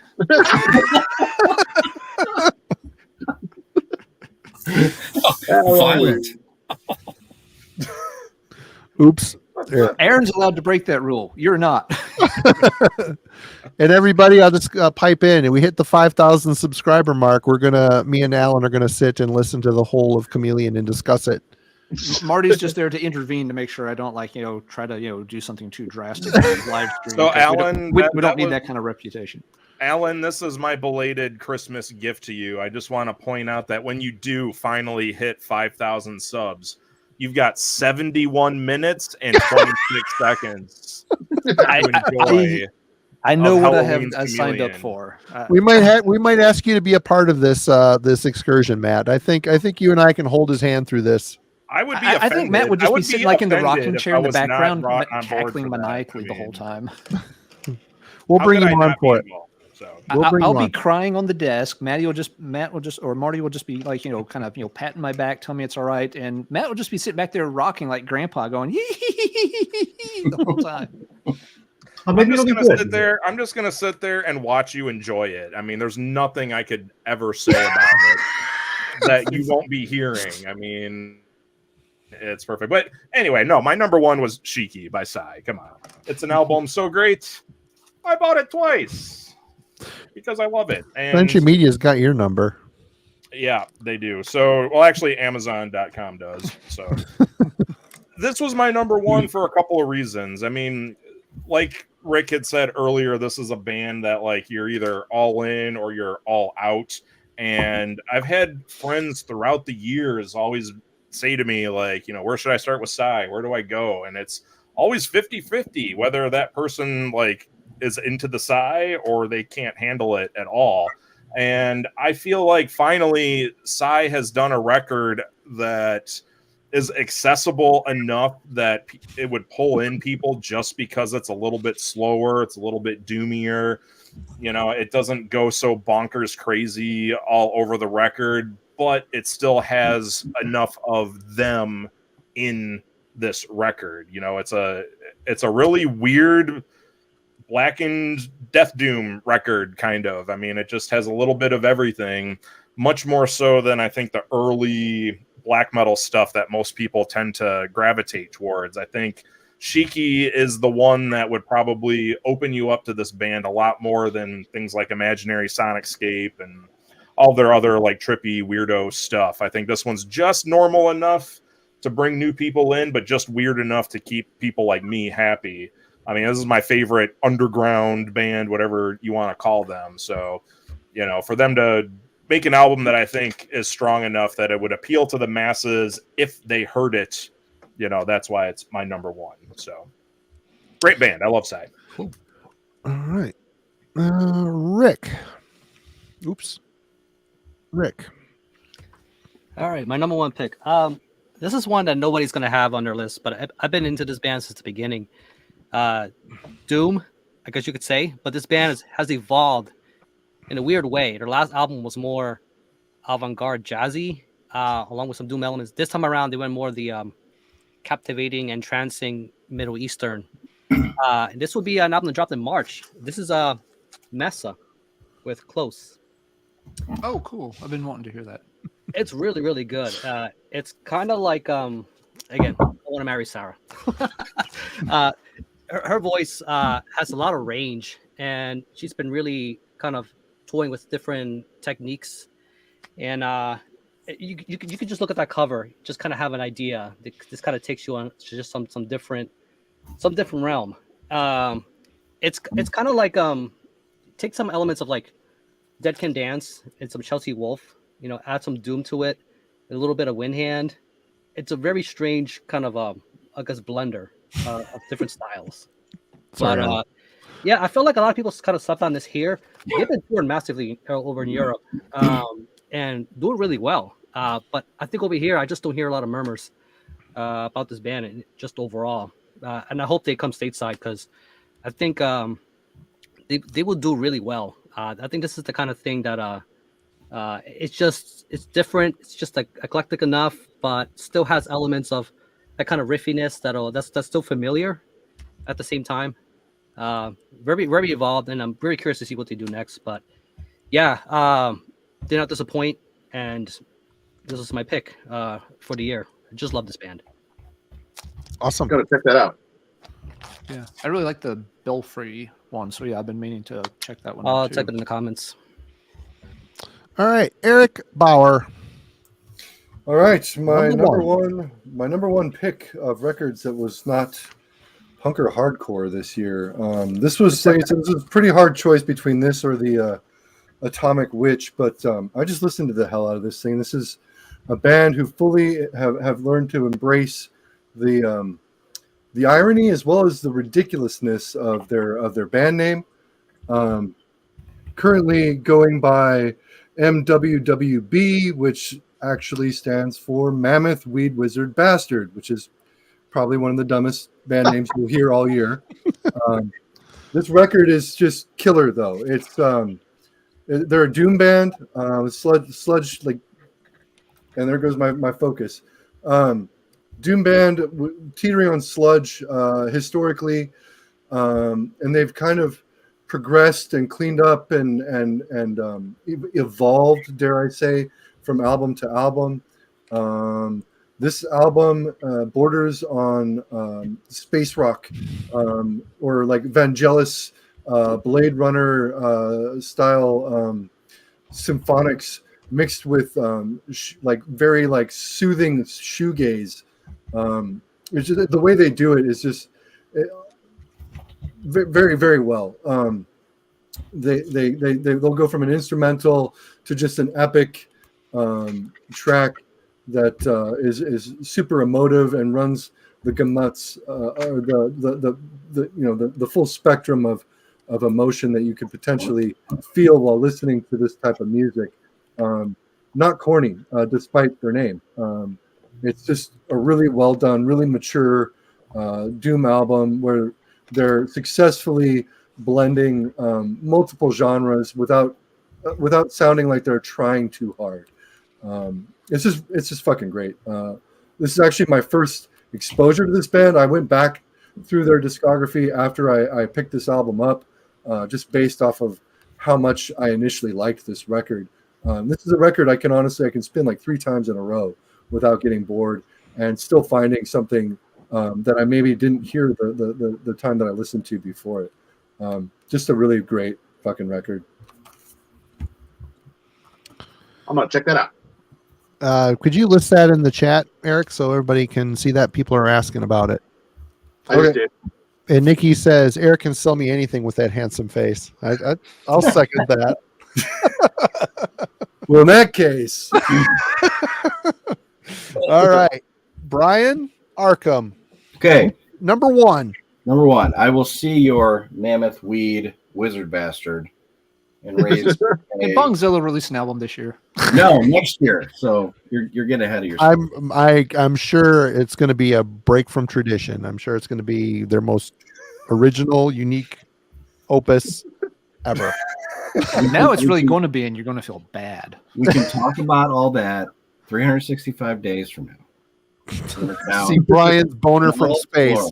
But until then, we have Telekinetic Yeti. Yes. From the great state of Iowa. The cheesiest. Iowa. Absolutely. Their second album, amazing. 2-piece band, one of my favorite kind of newer stoner, if you couldn't tell. Stoner rock, stoner metal, stoner doom, very psychedelic. 2-piece, so just guitars, vocals, and drums. Even live, they make it. They just have this huge, big, thick guitar tone, heavy, catchy.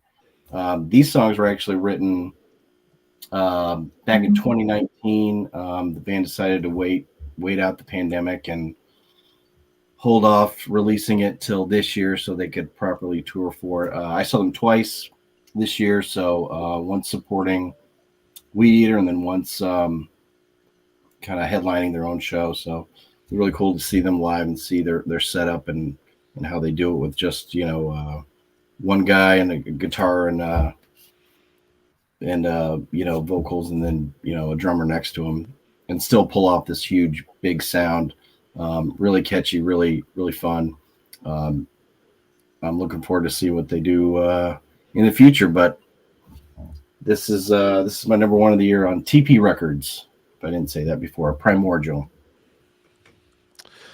All right, very cool. And oh man, this is all fucked up. Who is this? We'll go to Aaron next because the order's messed up. There you go, Aaron. All right. Telekinetic Yeti's been on my radar, actually. I got a thing. I don't remember who it was, but I saw it on a list or something, and the name totally struck me. So I think I'm going to have to go for it now that someone's vouching for him and so strongly, no less. Yeah, so this last one here, this is, again, this is one that I got this year, and it might well be the one out of the stack that I played the most. In fact, I can pretty much guarantee it is. And just for Marty. The 2022 album. Revolution by Night. So much. Let's go through every song, shall we? I could go through. Last time I was on, I called this number 3, and then I only gave reasons why it was bad. I don't think I actually said anything good about it in the last stream, so I don't want to spoil that. But yeah, I'd be hard pressed to come with a record that I played more than this, generally, let alone just this year. So, Revolution by Night, man. So, anybody wants to know more about this record, go to our 6-hour-long stream on Blue Oyster Cult featuring Aaron the Metal Theologian and S. Craig Zoller. Definitely go check that out. And oh my gosh, Simon. You didn't lose Simon, did you? No. All right. I'm trying to think who's blocked out. Cicadas. Blocked out. Don't block me. It's Matt. Okay. Oh, right. This was easily my number one of the year for many months now. As soon as I heard it, I kind of knew it was going to be that. This is the best thing this band has done. They just keep getting better and better. Faceless Burial at the foothills of Deleration, and I still don't know what a Deleration is, so fill me in. But Melbourne band just improving on a really solid formula that these guys have had for 8 years or something at this point. I'm not totally sure. Much more of an improvement over 2019's Speciation album for me. This is just creative, more technical, more groove. It's still got that filthy sort of necrot kind of bass sound, but it's like the bass underlying riffs are sort of in that necrot style, but there's a lot more blood incantation kind of weirdness, even more obscure Gorguts weirdness, not quite to that weirdness, but it all blends really well with this thing. I mean, they supported blood incantation when they came out on this Dead Congregation 3-way tour, which was absolutely sensational. The guitars are just way more technical and creative than before. The drums from Max, the drummer on this, who's also the vocalist from Internal Rot grindcore band. He is ridiculous to watch live. He's clearly got some kind of jazz chops. He's all over the shop, and you can hear it on the record too. Production is completely.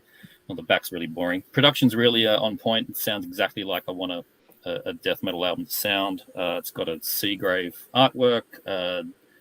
If you were upset that Blood Incantation dropped that ambient album, then you probably check this one out because it kind of fills that void. This is world stage death metal that's out of Victoria. Faceless Burial at the foothills of Deleration. Number one for me. Simon and his thesaurus death metal. Whatever. Words are for power metal bands. Words.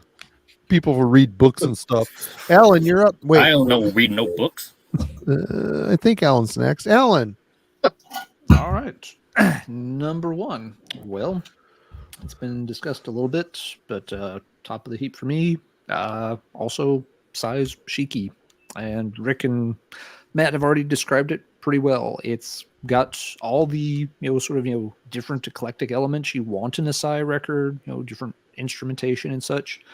And before anybody calls me out on it with the whole saxophone thing, there's an exception to every rule, and Psy is allowed to play as much saxophone as they want to. And it's as simple as that. Everybody else can take their saxophone and do other things with it, but Psy gets a pass.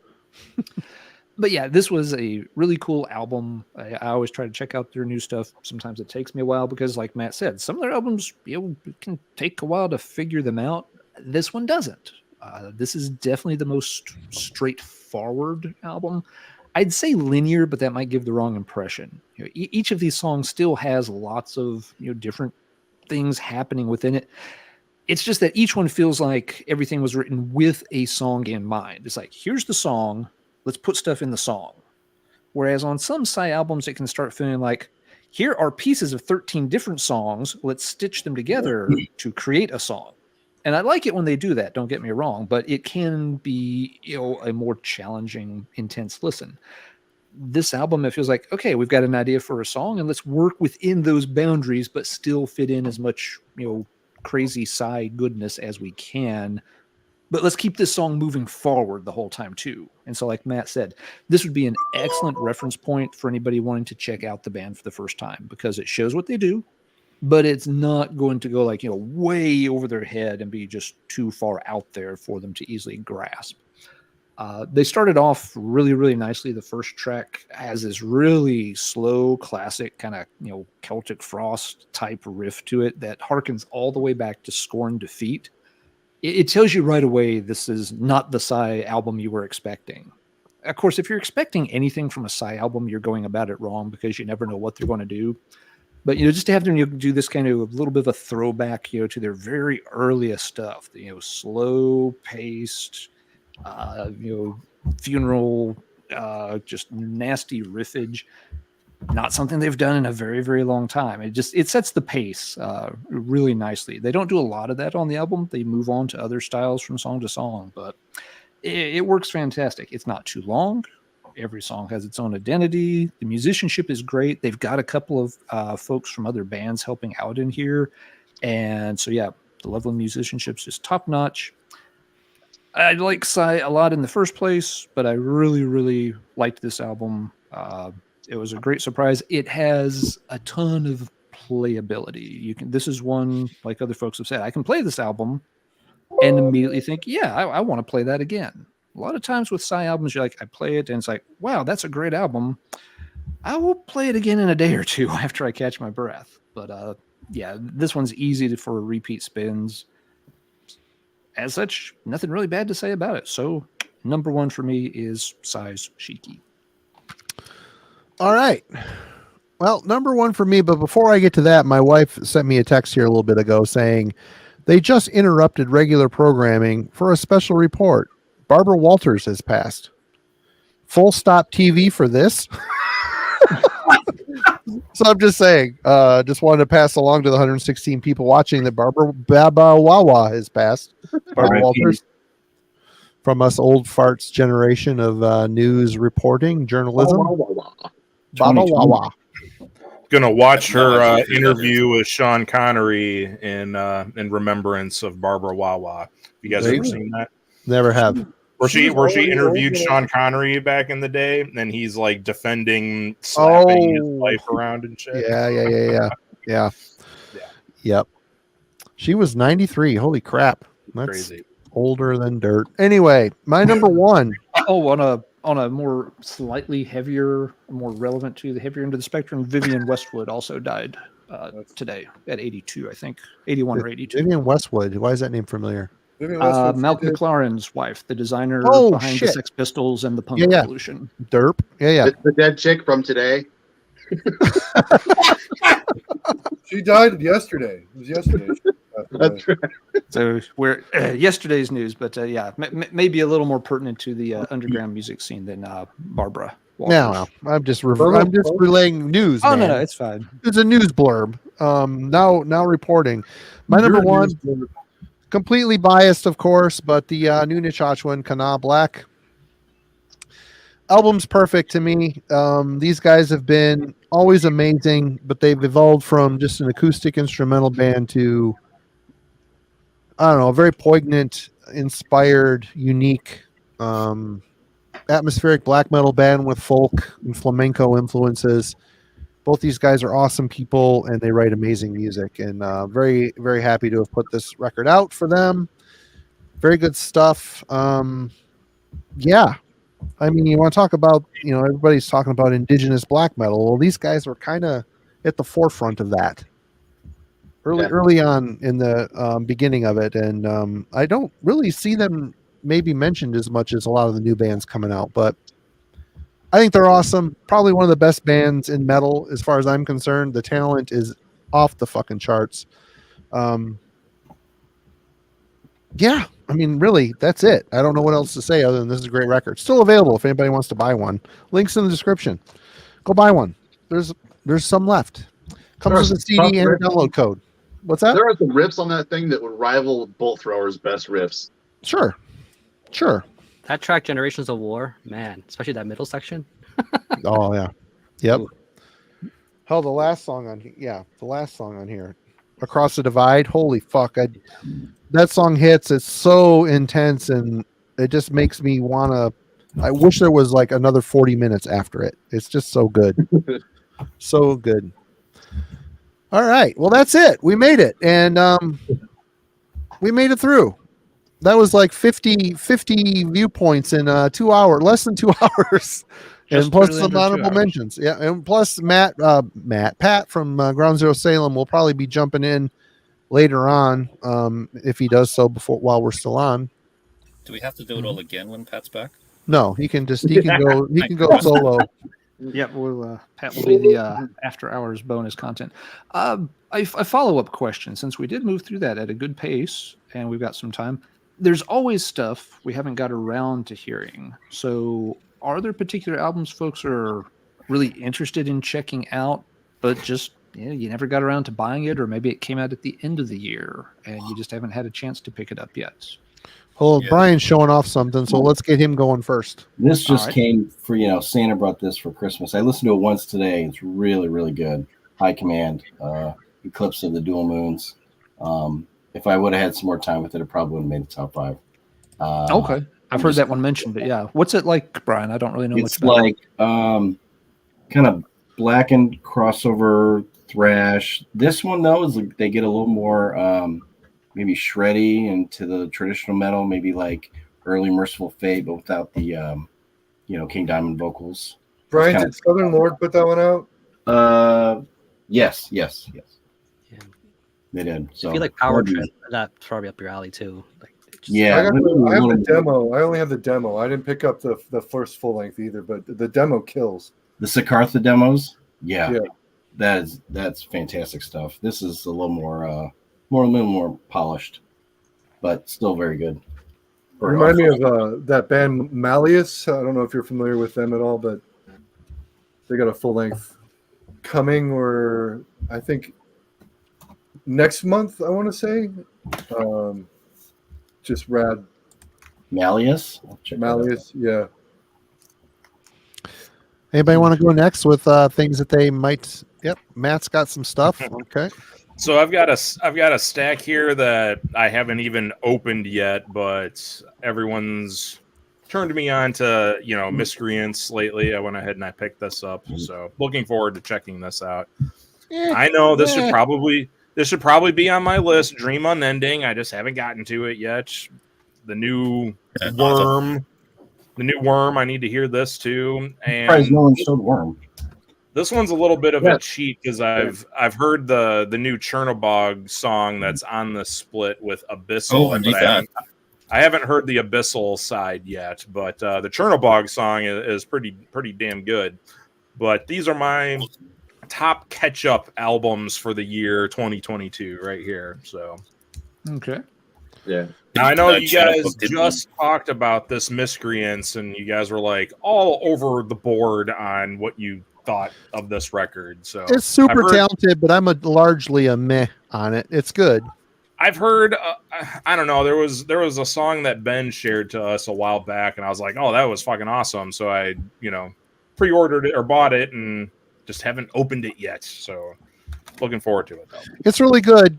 I mean, it's Pestilence, Testimony of the Ancients. So get ready. It's But that. you don't I'm open fine shit with as that. soon as you get it. What's that? Matt doesn't open shit as soon as he gets it. I mean, why would I open it if I haven't heard it yet? I mean, when I go to put it in my car or my stereo, then I'll open it. As soon as I bring something home or get it in the mail, it gets opened. That's great. Yeah. CD could I be mean, broken. I'll do that. I'll do that with like vintage vinyl that I get. I'll replace the bag and everything for that. But for a CD, it doesn't really matter to me. Who's next? Who wants to go next? I got a few. I don't have any to actually show, but stuff. No, that's fine. Yeah, I mean, because I haven't received them. That's I guess the whole point. There's been a new Imprecation album. I somehow missed that there was one. I've liked everything they've done, and copies haven't made their way down here yet, so I've missed that. The new Enchantment, which is really bad of me. Sorry, Mark. I have gotten to get to that. Me either. And I'm hearing it's good. Good. Same with the Dream Unending. I've got it now, but I haven't put it on yet, so don't know what that sounds like. There's been a new one from Universally Estranged, and I really want to hear that because their last one made my list last year. But again, Blood Harvest stuff takes a while to arrive in Australia, so I haven't got that yet. The new one from The Chasm, my copy should arrive probably in 2 days, so that's annoying timing. But, yeah, and there's don't know if you've heard of these bands, but stuff I discovered a couple of years ago. They've both released new albums. There's one called Imha Tarakat. That's an awesome, weird kind of black metal band. They've got a new one out. I haven't ordered it yet. And there's another band that's in similar vein called Moynoq. It's MO''YNOQ. I just did shirts for them. Did you? Okay. Yep. They've done a new album, and I want to hear that. So that's my list of things that I'm aware of that I haven't checked out yet. Yeah. Awesome. I got a few that I bought and forgot that I owned that could have come up if I'd remembered. They just got mixed up with a bunch of other tapes, but I remember really liking them when I first picked them up, and then they just, like I said, ended up on a shelf mixed up with a ton of other shit. We got the Paranoia Apparition tape from Gurgling Gore. Really good, weird, spacey sort of death metal. And there was this Obscene tape. Oh yeah. Which I need to go back to, from Dead Horizon to Dead Horizon. Blood Harvest put this out. I remember again really liking it, but I need to go back to it. And then this Writhing Shadows was killer also. No, so good. Just brutal Bolt Thor worship. Awesome. And this was Gurgling Gore also, if I remember right. Yeah. Poser death imminent. Yeah, correct. That's right. correct, sir. Anybody next? Oh, I've got a few added things. 6 things to my list tonight, and now I'm up to like 50 releases that I still have to check out on my Bandcamp alone. So I got some work to do. Right. Any particular ones that you're kind of at the top of the list, Ben? I got that Obscene, The Secrecy. So Ken's Death Metal Crypt did kind of one of these a couple of weeks ago with Mark Riddick and Bam Slaughter from Worm and Dylan from Rotted, and there was a ton of stuff in there that was new to me. So that kind of all went into my Bandcamp wish list. So there was a ton of shit in there. I try and pick like 1 or 2 from kind of everybody's trusted year-end lists, and I'll give it 30 seconds if that's all it takes for me to say no to it. But I try and be pretty open about adding a fair amount of stuff to my wish list. Then I'll just throw on my headphones and maybe spend 3 or 4 hours just digging through some cool stuff and just kind of maybe ordering some of it. There's a new Grandma's Cottage. Exciting, huh? This comfy synth shit is just synth with fucking forklifts on it. I mean, I don't know, man. I know that's Matt's wheelhouse, and I do like some dungeon synth, but when the wallpaper music starts getting that forklift operator album rules. So does it slap? It slaps all the dicks, every single one of them. Dump the goat dongs. Hey, aren't you a forklift operator? Just saying. I used to be one a long time ago, but just for Eric, I opened up Miscreants. So yes, are you happy? I'm very pleased. All right, this will be my first listen then. For check out the band photo. Check out the band photo. Those shorts that are uncomfortably too tight. Oh my god! Show the class. Oh, I love this album already. This is. I still believe, man. I still believe in this stuff. It's great. Talking to Rick the other day, I added Hour of Worship and Jade to my wish list. Looking forward to checking those out. I don't think I realized, Rick, that you were as much of a Death Doom fan. So it's kind of got me wanting to throw some recommendations your way or put together a VCLT or mixtape or something for you. Yeah, I've been trying to expand on that a lot more. I mean, I do listen to other things, but when I see a Death Doom thing, I just have to check it out. Did you check out that Fate Tooth album?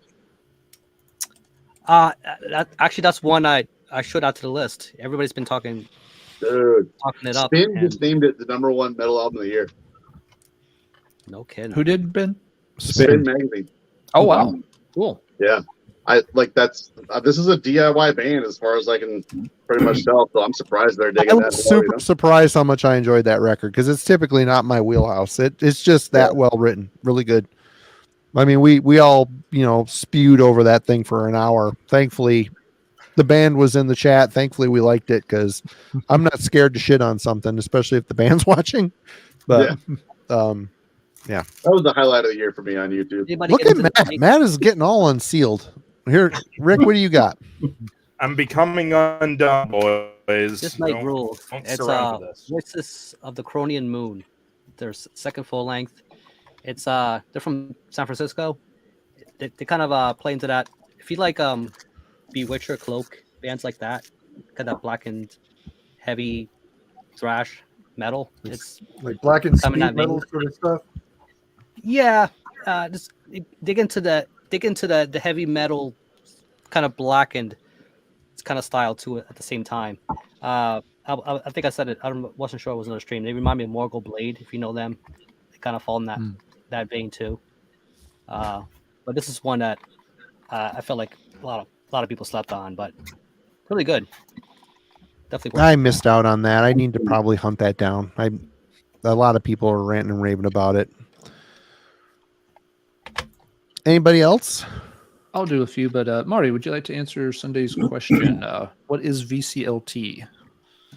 It stands for Vinyl Community Love Train, which I don't know if Derek Higgins came up with that or someone else from the OG vinyl community came up with that that descriptor. It maybe doesn't really suit the metal community, but it's what we stick with and what it is what it is. And what is it? We all kind of send each other gifts, essentially, whether it's stuff we didn't care for, send us someone else, or pick something up for a friend of ours online that might not have had it or heard it and want to just send along some appreciation by way of physical media, basically. Doubles, triples. Yep, doubles, triples, yep, whatever. Yeah. I also entered it in the chat, so I had a pretty good answer in the chat to the question. Thanks, Yeah, Ben. I liked your answer better. Yeah. Like for example, this afternoon I went to the post office and I sent a record to Rick. He doesn't know about it, so don't tell him yet. Oh, okay. Hey, what? I also sent something out to another person who's associated with the channel, and they'll be getting something in the mail too sometime in the next week. Who would it be? It could be anyone. It's not me. I know who it is. I provide the address. Yes, you know who it is. Speaking of saxophones, who could it be now? Let's see. I do have a few things I was going to. I've played these maybe a couple of times, not enough to weigh in really heavy, or I'm just haven't picked up a physical copy yet. The Chasm sounds great. I missed when they released a physical. I didn't download it because I wanted to wait and get the actual disc. I never got around to hearing the new Savage Master. A lot of people were talking that one up quite a bit, and I kept meaning to play it, and I just haven't yet. So that's still in the queue somewhere. The Jade album, Pacification of Death, I've heard about half of it. It sounds quite good, but I didn't come across it until late in the year and didn't want to order anything else in the holiday rush. Kind of the same with the Summerlands. That one's gotten talked about a lot, and I've heard about half of it. Sounds pretty good. But yep, just didn't get a chance to pick it up yet. Early Moods did an album earlier in the year, and I literally meant to order this yesterday because it was on sale at Writing Easy Records, and I forgot to put it in the cart when I checked out. So still got to pick that up sometime. And the new Enchantment, I've heard it. I like it a lot. I just haven't stumbled across it. I will obtain it in the near future because it does sound really, really good. Transcending Records has it for a good price. I just have not gotten around to pull the trigger on it yet. Yeah, Okay. you can get it for like $15 on vinyl from Transcending Records. I don't know if he's selling the CDs, but you want the vinyl, you can get it for $15. Super cheap. I think he is. That's where I ordered mine from. Yeah. Okay, can't argue with that at all. But yeah, so there's a handful of things that are examples of things I still want to check out from 2022, and just haven't got to, but we will eventually. Hey, Al, you showed the Spell earlier, right? You listened to the new Trial at all? I don't know if this is a band you're into. I don't know that band. They're Sweden. They kind of play in that classic style. If you like portrait bands like that. Yeah, I've seen the name in that style, but I drew a blank. I've never checked them out, but I'll make a note here on the spreadsheet to do so. Thanks, Rick. It's pretty good. Yeah, it's came out, dropped around September or something like that. So okay. Good deal. All right. Did anybody else have anything they wanted to mention? Because if not, I could mention, the Dream Unending. Everybody's ranting and raving about it. I bought the first album. It's been sitting in my pile of shit to check out for most of the year. I still haven't spun it. So yeah, I need to check that out. I probably need to pick up the Black Braid. I haven't got around to that yet. I picked this up recently. I wasn't going to show it because political reasons, I guess. I don't really know the sketch level of this shit, but I have always loved the emotional gravity that this music conveys. I don't know if it means a little bit more even so now, but yeah, the new Druk album is really, I've only listened to it twice. It's very impactful, very emotive, sorrowful. I guess it means probably a little bit more now with all the shit going on over there. Who knows? But yeah, I am so out of the loop when it comes to all the new stuff. It's been refreshing watching all you guys' channel. Rick is, Matt, Rick, I mean, all you, Simon, all you guys impress the shit out of me with how you try to keep up with all this crap. I mean, Rick always pulls out shit I've never heard of. So does Simon. I mean, it's craziness, absolute craziness. Indeed. It's an uphill battle. I'm looking forward to Alan's video where he tells how many new releases there were and how we only listen to like 5% of them. Right. We have to fight uphill to get to 5%. Yeah. I hate to say it. Well, I will say that last night I've been trying to not buy music just because I need the damn money. And last night I fell off the wagon, spent like $150 some on a bunch of crap. I don't even know what the hell it is. It probably is crap. It's just, I don't know, man. The fucking sickness is real. The sickness is real. When you get a big fucking pack and you don't remember what any of the shit was. Yeah. It's all shit that looks cool. Like if you buy shit based on the like dude, fucking stoner shit. It's so easy. You can go to like Ripple or TP or fucking, I don't know, Heavy Psych or whatever. And all the covers are great. And you just fucking forget what it is. And then it shows up and you're like, oh shit. And it's all great. And like one or two are fucking stellar. But like the other ones are all at least like decent. You're like, yeah, man, that's the best, dude. What you did, if you're going to break a fucking fast, dude, that's right. You did it the right way.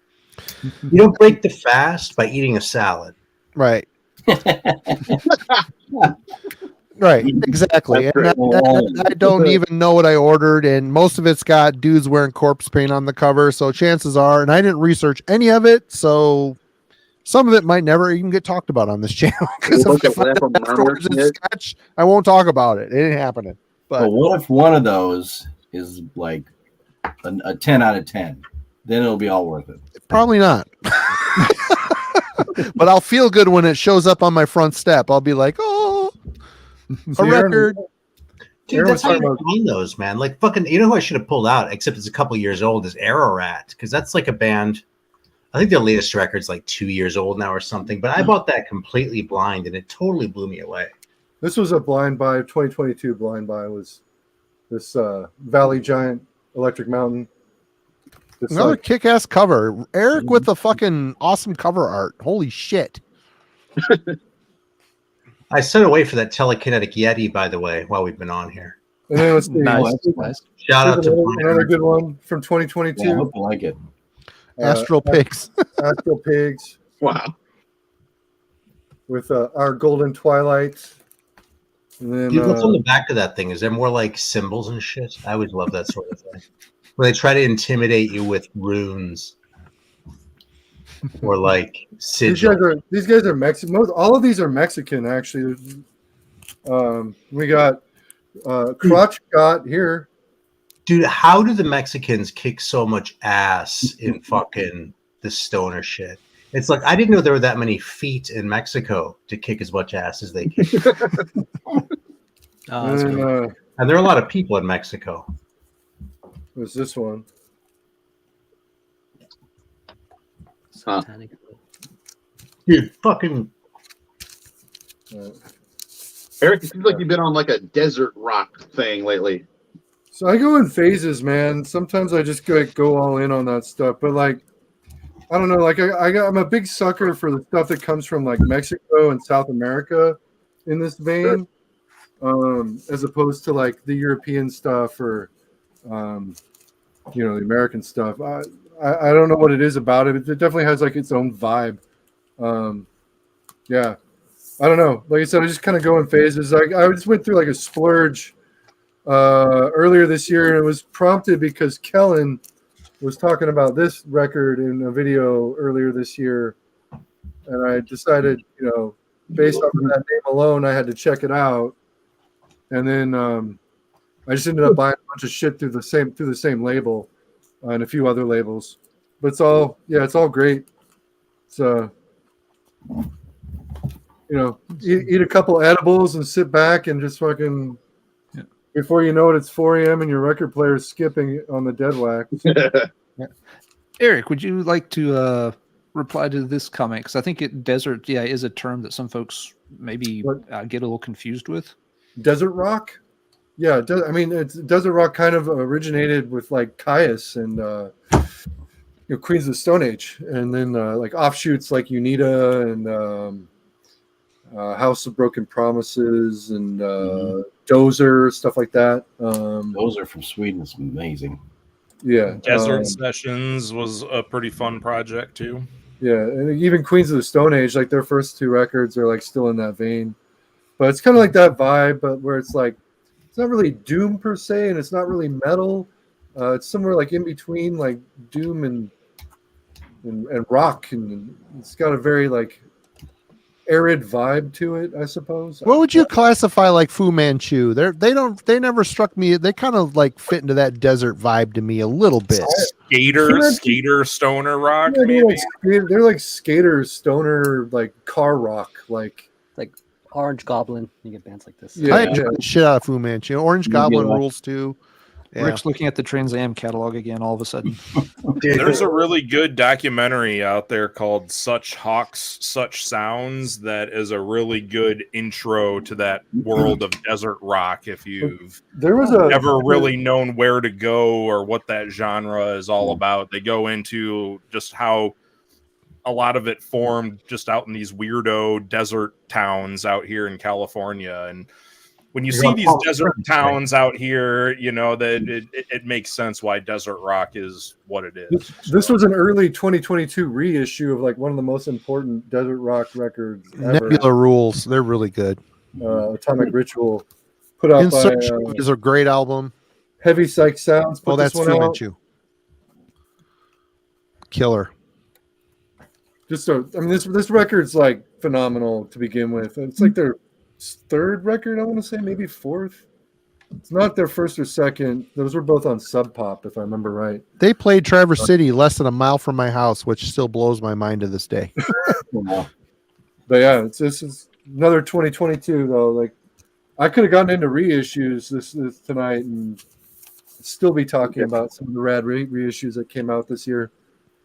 Well, if anybody is unfamiliar with desert rock, check out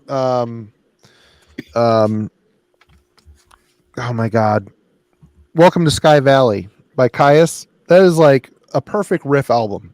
Yeah. Every riff on that thing is immense. Just an immense, catchy fucking record. So good. Check it out.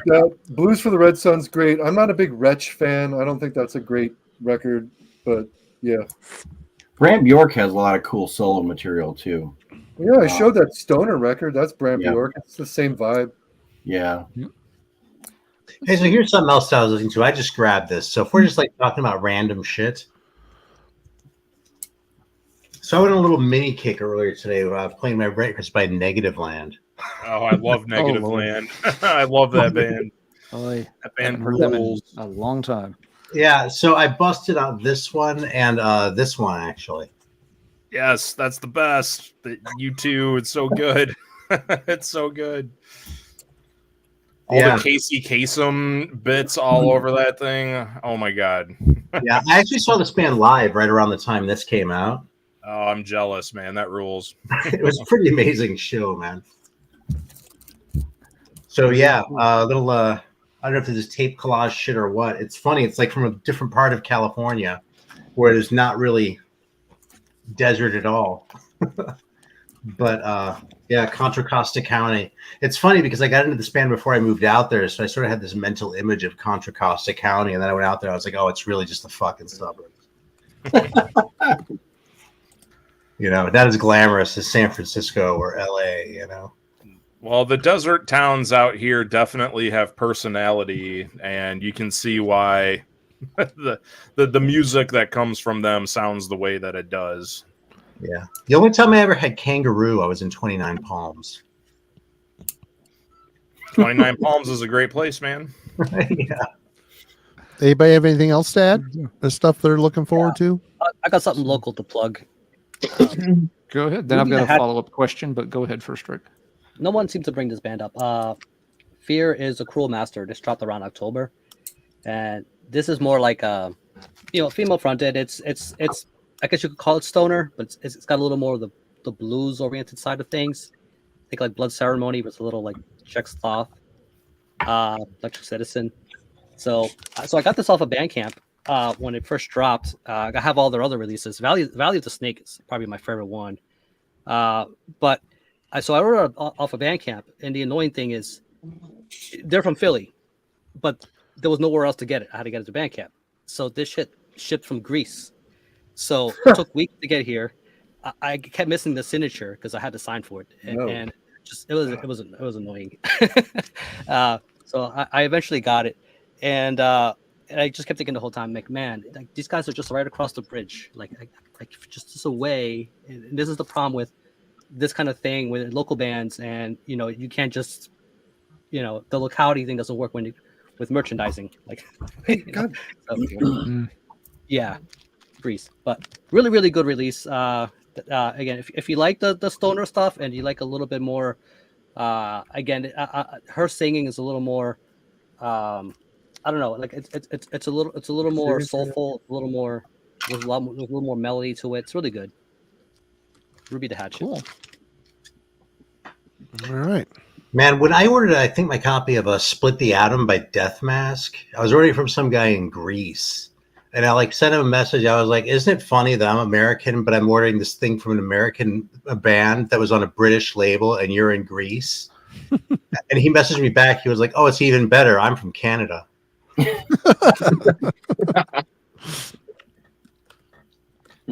All right. The internet age, man. That's what I love about the fucking internet age, you know? I mean, Rick, you were talking about getting the thing from Greece. My mailman knows me well enough that like she just leaves the shit. Like, and one day she was like, yeah, you don't like actually need me to knock and get a signature for every fucking one of these, do you? I was like, yeah, it's fine. I'm trying to get there.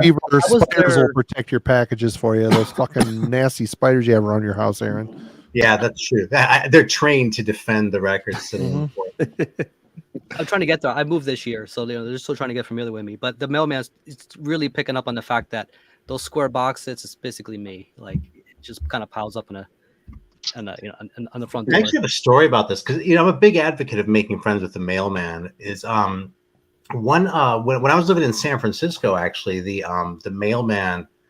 The same deal, right? He was bringing me records all the time. He was like, "Oh, you into the records, man? Like, this is spring." He's like this, like older, like black guy, right? But he was like, "Oh, this record that I really love to hear again, man. That I haven't heard. It's by this band called Bread." And I was like, "Bread? Are you fucking kidding me?" He was like, "Oh yeah, So I was like, "Okay, well," I was like, "Okay, fine." So I made a mental note, and I was like, "Next time I see a fucking Bread record for like $1, because I always would do." I'll get it to him. So I couldn't find it actually. So I ended up buying a copy of The Best of Bread for $3, right? And I gave it to him and he was so excited and shit. So like, make friends with your man. What did Bread do? What's their big Baby I'ma Want You song? What I think song? they might have one other hit too, but the Baby I'ma Want You from the early 70s. It's really bad, dude. I sat down and listened to that because I was like, I didn't remember what this sounded like. It was terrible. It was really a lot of work to get through a side. I had a couple friends here in town I was in a band with. They wanted to do a side project called Bread Machine. They were going to do a bunch of electronic covers of Bread songs, and I just couldn't get behind that. Oh, it sounds like a nightmare, dude. Why? I don't know. Is there a more boring band name too? Bread. America. America would be a more boring band name. Yeah. Bread is a pretty white bread name. How about Toast? But the thing about America is like there are lots of good reasons to not like America, but they're actually kind of good. You know what I mean? But Bread is just like if you were going to do electronic covers of America songs, that'd be like, well, that seems like kind of a bad idea, but maybe you can do something with it. But fucking Bread, I'm like, dude, I'm sorry, I just don't want to hear the fucking song. I don't care what the fuck you did with it. It's not going to make me want to hear it. Isn't Bread like Air Supply? Like that, the name of that band too always. I'd probably rather listen to Air Supply than a band named Bread. Just how dare you talk bad about Air Supply? I have this really faint memory from when I was in like second grade, and I was like in this classroom, and for some reason there was music playing. It was like one of the cool teachers who was play music during study hall, and there was someone like wrestling with someone else. Like the teacher stopped the music, and the one kid was like, "No, this is the best song." I think it was like that "Here I Am, the One That You Love" song. Oh, and like even then, I was like fucking like 8 or 9 or something. I was like, "That sucks, dude. What the fuck." See, anytime I hear Air Supply, I just think of that fucking bit in that movie Rockstar, where Mark Wahlberg says to his brother, "You just want to wear jack boots and listen to Air Supply." Hey, but that said, I would if I had a choice, I had to sit down and listen to either an Air Supply record or a Bread record. Air Supply, easy. I would much rather listen to Air Supply than Bread. Bread is really Supertramp versus Steely Dan. I'll pick Steely Dan. Steely Dan. Yeah. We're getting into some weird keep or reap choices here now. Steely Dan record. I don't really know what the desert rock. I don't have a lot of experience with the desert rock kind of things, but this came to mind, and I thought about recommending this to everybody, but maybe mostly Eric. The band's called New Light Choir, and the album's called Torchlight. Smart Records put this out, but they're from North Carolina, Raleigh. Okay. It's kind of like hard to describe, but they're like a bedroom classic metal kind of project, but kind of modern sounding. It's just like they spent a lot of time just like writing perfect songs. What'd you say really it was called? catchy. New New Light Choir. New Light Choir. Nothing too out of the ordinary or like adventurous. It's just really good. I listen to it kind of regularly. All right, right on. I just found it on Discogs. It's a fucking pretty nice cover. Gonna put that out there. Yeah. Talking about good cover art. Sport has like some really good sales sometimes, and I go through and I checked out everything they have, and this just like really caught my ear right away, and I wind up listening to it, I don't know, 10 times a year or so. Nice. Right on. Yeah, I'll peep it. Chill. Alan, you had another backup topic? Oh yeah, just kind of follow up all the cool topics. Just kind of looking over again. I was kind of keeping score on what we picked and didn't pick. There were some albums that came out that were kind of prominent for heavy metal this year that nobody picked in their top 5. So I thought maybe I will just throw out a few names that didn't get mentioned and see if anybody had any thoughts or reactions. Maybe they were just outside your top 5. Maybe you just weren't good enough to pick to make the cut. First one was Immolation, Acts of God. Nobody picked. Too long. It's too long. 15 songs, wasn't it? It's decent. Top 10, not top 5. It was a top 10, but not a top 5 for me. The last album was way better. All right. New Goat Whore has been getting a good amount of buzz. Who? The new Goat Whore album. Man, people listen to Goat Whore. Anybody interested? I can't believe that Goat Whore is still a band. Like, honestly. Yeah, I've never been into them. I don't own a single album by them. How they're still relevant in any way, but I'm not 15. I will not listen to that yet. Okay, so yeah, not much love for Goat Whore. I've never checked them out really. I thought they were a great opening Razor act. had a new album come out this year. Oh, Had a lot boy. of hype when it came out. That I never album, heard it. Yeah. I got it used here a couple weeks ago. Man, is it underwhelming. In every song, they're talking about how they're going to beat your ass. And it's just like, you know what? I don't need a guy probably as old as me saying how he's going to beat my ass because he probably can't. You just made that sound fantastic, Marty. What's that? You just made that sound great. Brian's got it here, and it's okay. It's just kind of a lot of songs. They all sound the same. It's just kind of boring for me. They're gonna beat your ass though. That just looks so bad. Like I It just, was pretty terrible. there's no way that I would buy that. I just couldn't bring myself to do it. When it starts Looks showing up like a- used that fast, it's never a good sign. It's like a 5-fingered Death Punch cover. And I'm thinking as I'm listening to it, I just paid money for this, and you want to beat my ass? Well, fuck off. Go fuck yourself. Yeah. Some people pay good money to get their ass beaten. I guess so. You know, There are women who make an entire line of work out of doing that to dudes. well, that's different. That's different. There's leather involved. There's leather.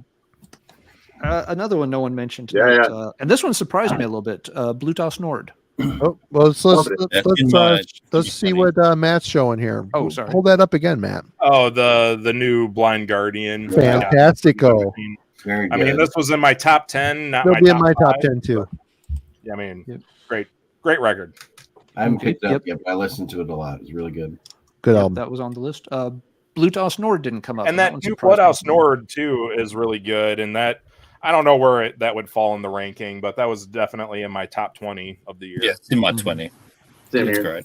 I like it a lot, but yeah, it's kind of a hard one to rank for just because of the style. Yeah, like, I mean that's a headspace you really need to be in for Blued I Out. feel Nord. very uneasy. Very Yeah, uneasy it- album. That's a gut wrencher, but all of Yep. his stuff is like that. So He did another Next- album this previous year that one. was Lovecraftian Echoes. It was kind of a side thing. I've heard of good. that one. Yeah, I haven't spun it yet, but I've heard things about it. Heard things. Things. I've heard it's a record that exists. I've heard that it exists, and that's about it. What about this Destruction? I've seen a lot of people in the metal VC showing the Destruction record, and we did an album club on that record. And I gotta say, other than Schmear singing on it, it really doesn't sound very Destruction-y now that Mike is gone. I don't know. Yeah. It's- See, I to mean- me, it didn't sound that different. You and I were pretty different on that one. I I didn't- didn't. I thought the new guy actually kind of stayed pretty true to the Destruction spirit. But I am not well versed in their more recent material, so I may be off base because of that.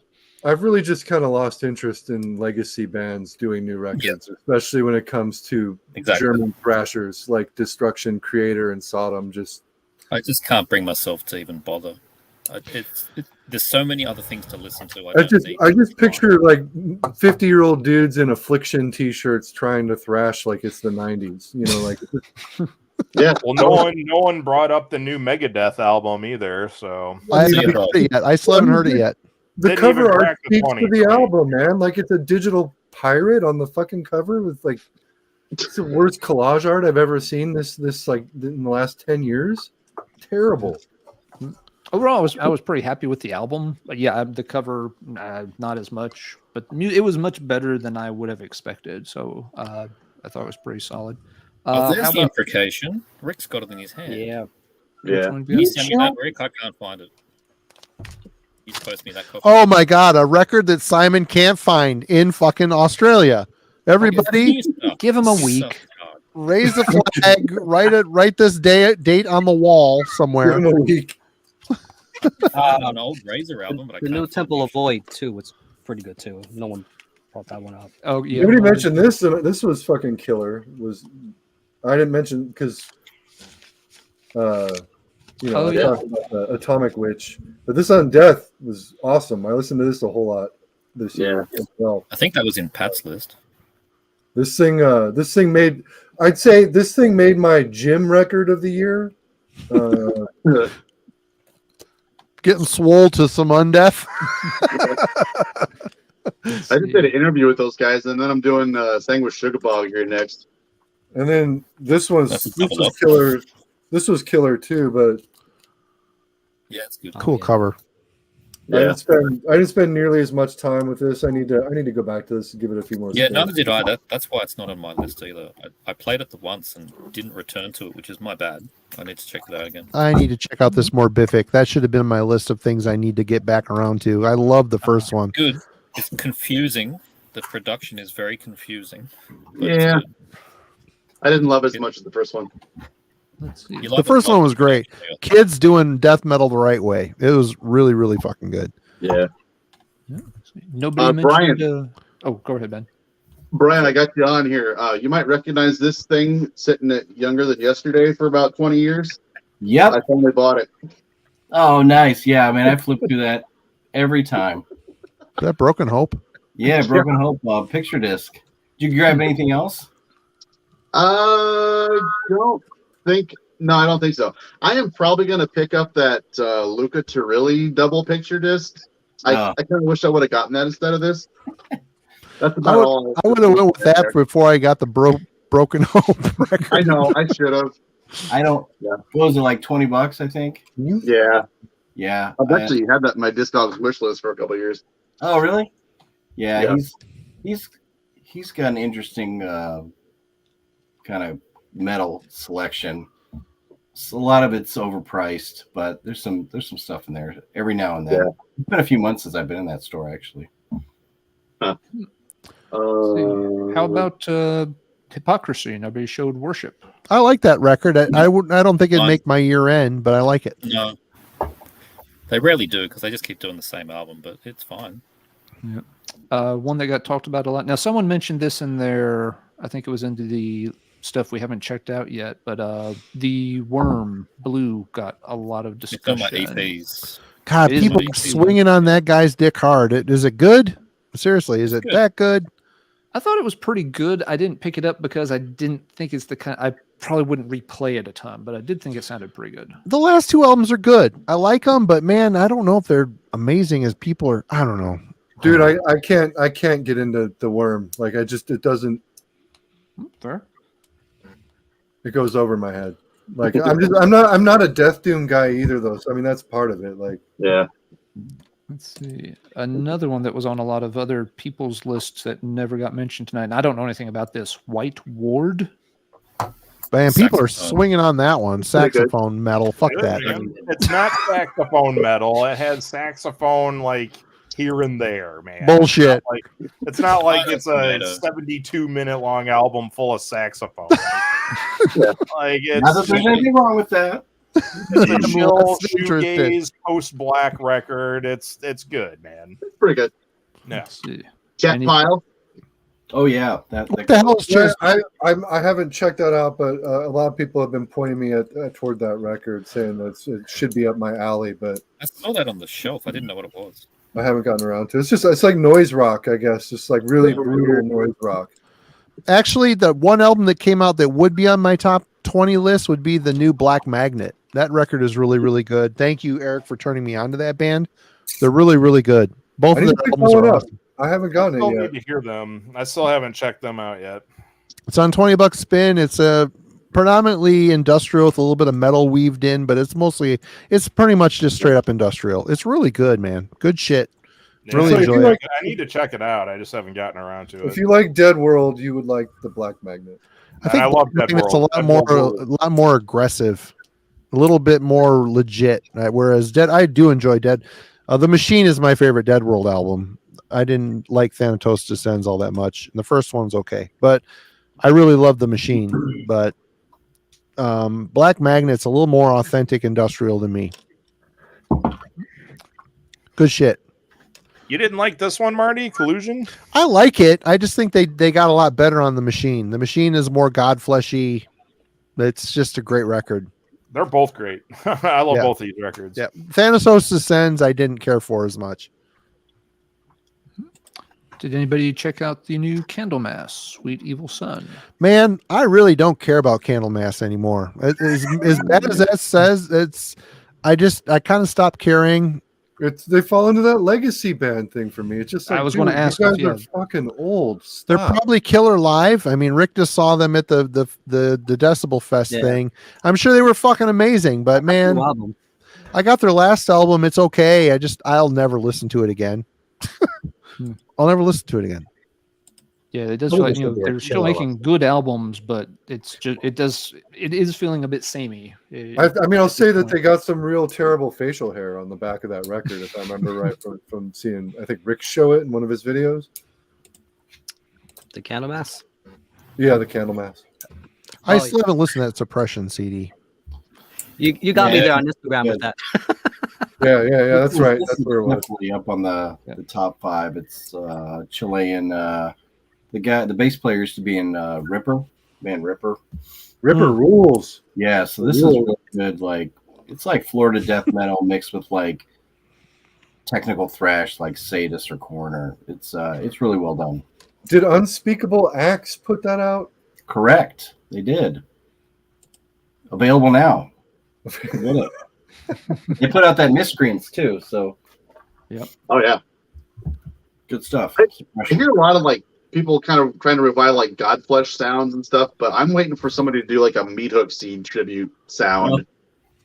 That first Meat Hook Seed album is really good. Yeah. So good. It's perfect. It's death metal industrial perfection. I mean, that's the best. It's the best album from any of that stuff. I mean, Yeah. I don't hear about it talked about a whole lot.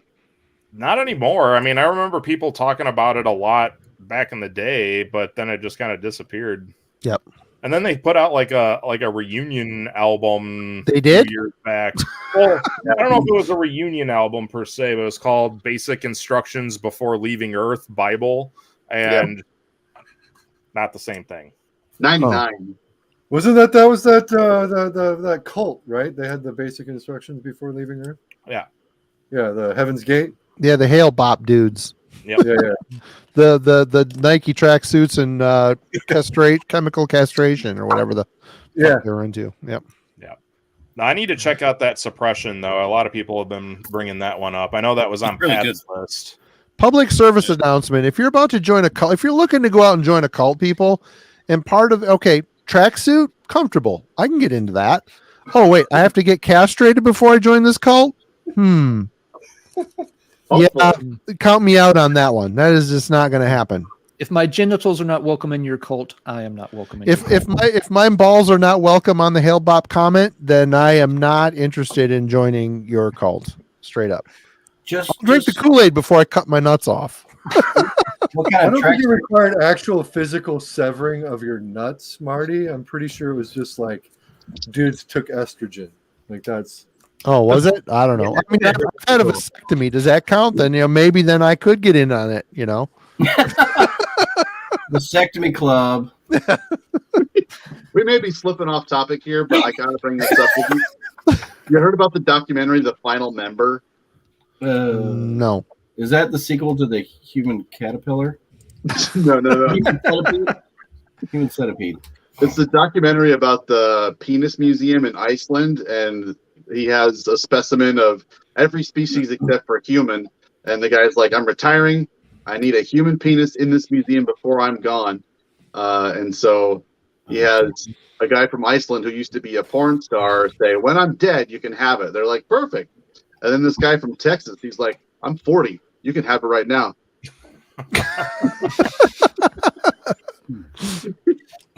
And then it gets really weird. I won't ruin the stream, but it's pretty good. It was very straightforward and concise until that point, and then it got weird. Uh-huh. How does it compare to that one about the people who are in love with their cars? My car is my lover. Oh. My car is my lover. That one that you turned us on to a couple years back. Dead Heat. Although Final Member is like a full-length movie, and My Car is My Lover is 45 minutes long. Listen, if I'm going to be rubbing my dick on my car for sexual gratification, I think I would rather slam my dick in the car door and be done with it. If that is the position I'm in life, I don't want to do any end of those things, man. Like that's all fucked. Like just wax on, wax off, Marty. Rick, you got a Corvette picked out yet? Which one's the right one? Is it a sexy Corvette, Rick? Be honest. Sexy Trans Am. Where's that sexy Trans Am at? Should I go with blue? Back that up. Don't look at that Mustang. It's trash. Little red Corvette. That's what you need. You know, this one here, I should have talked about, because we were talking about what do you call it, the Summerlands, and you guys familiar with Sanhedrin? No. This was a really good release this year. It's heavy metal out of New York. She's got some killer pipes. They kind of fall in that. I mean, if you like Grim Reaper and bands like that, they kind of evoke that's that era, which is pretty cool, pretty heavy. Like Sign of the Jackal, would you compare it to that, or like Castle maybe?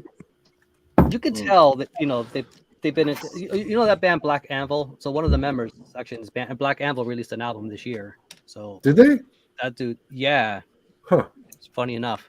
No idea that band was still around. Wild. Yeah, they were just touring with Immolation and Cannibal Corpse on that U.S. tour. They were the opener. Somebody brought up Shape of Despair, which dropped earlier this year. I actually have not spun this one that much like I thought I would. Shit, I didn't know they put out a new album this year. Yeah, this one did not click with me like I thought it would. It's okay, maybe I just need to spend more time with it. Monotony Fields was great. Well, the reissue came out for that, and I've been spinning that one more. I just love the album. I thought I was going to like the new Funeral a lot. Great Doom band, but it bored the shit out of me. Which one was that, Ben? What's the title? Norway's Funeral. But what was the title of the album? I got one of theirs recently, but I don't know if it's the newest. Man, one Austin loved that record. He was trying to get me to buy that, and I'm just like, I'm not going to spend that much on shipping to get it here. Or something. I will Funeral. Oh, the Funeral Doom band? Yeah. No thanks. Oh, actually, this was last year. I think late last year. It's a Latin thing. Prison. Oh, yeah. I got that too. Yeah, that hasn't clicked with me yet either.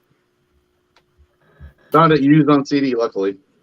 Season of Myth put it out last December. Let's see. I've got one other one that I wanted to ask about that didn't come up, but it's been on a ton of lists. Black Braid. Thoughts on that? It's okay. It's okay. I don't know what that is. It reminds me of Migwa. There's a lot of Migwa going on in it, which is fine. Yeah. I thought it was quite good. It's short, but I thought it sounded quite good myself. But it wasn't top 5, but it was solid. But, I mean, it's getting a ton of. Oh my God, people are freaking out over that record. He's never played a show yet. He's going to be playing Hellfest. How do you go from not playing a show to playing Hellfest? Oh my God! What? Who's playing Hell? What's Black Braid? It's a one-man indigenous black metal from the Adirondacks, I think. Hellfest, like the Hell's Headbanger thing? No, Hellfest and that big humongous fest in France. Oh, okay. Oh. Everybody plays that fucking thing from what I can tell. True. Yeah, I haven't heard it. I don't like. I would never want to go to one of those festivals, but I think sometimes the stage lineups on those are like absolutely insane. Like Guns N' Roses playing with Watain and shit. Well, you don't have to worry about overlap of crowds because I mean, not all the tame people are going to be I would over. go see a Guns N' Roses Watain show. I would totally go to that. So I don't like show. Looks like he did the vinyl on his own, so it's like an independent release. That's pretty successful release for just.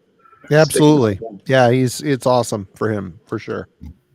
Europa Played Records. live. I did not know that, Evan. I did not know that. Okay, here I found it. Here we go. Look at that. I'll be getting a listen. It looks like it's maybe too serious for me. It's gonna have like some sort of semblance of like caveman like ignorance to it in order for me to like really just get stoked about something. Self-awareness. Right. Like I'm at that age where it's just like if it's not fun, I'm not interested. Right. That new Rip to Shreds was fun as hell. Yeah, lots of fun. Have you heard them, Eric? Yeah, I sold the last record because I stopped playing it. It just became like an also spun for me. Like it's just like it's good, but it sounds like a ton of other stuff that I've already got.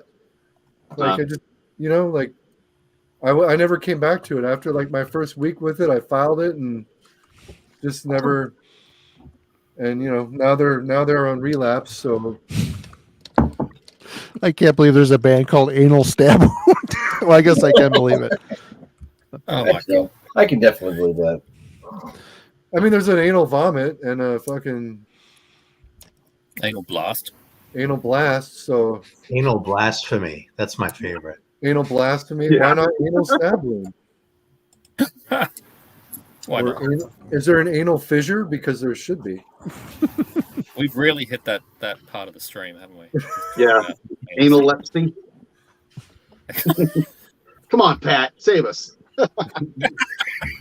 How is that fucking Yeah, pharmacist is good. analog attack going so long? They never go this long. Yeah. Looking forward to the new Frog Mist next year. Oh, if only Jason Hook were on the stream right now. Yeah, some folks are asking if there are releases that we know about in 2023 that we are anticipating or really looking forward to. Dangerous. Honestly, I never know about releases until like either they're just about to come out or they've been out for like a month, and then I'm like, oh shit. I'm kind of the same way. I don't always have a good radar for what's coming up, but other folks might. So I want to duck off for just a second. But if anyone's got some soon to be released stuff they'd like to throw out there for folks to keep an eye out for, that'd be cool. I got kinda the Beyond remember- and Oceans is the only one that's on my radar. What's that? I'm gonna do that one too. Yeah, I'm looking forward to that. Yeah, and Oceans is the only one I've really heard of that I'm like, oh yeah, I want to check that out. But I would kill a whole busload of babies just to hear a new Halloween album. But that's just me. why listen to a new Halloween album You could when you can listen to an old one? a between- busload of babies, huh? A busload of babies. Yep. See if we can make that happen for Marty. I'm all about that. Me and my kid listen to Halloween probably on the daily, and it still doesn't get old. It's a beautiful thing. I mean, it was old for me after like a week. Right? Yeah, Right? yeah.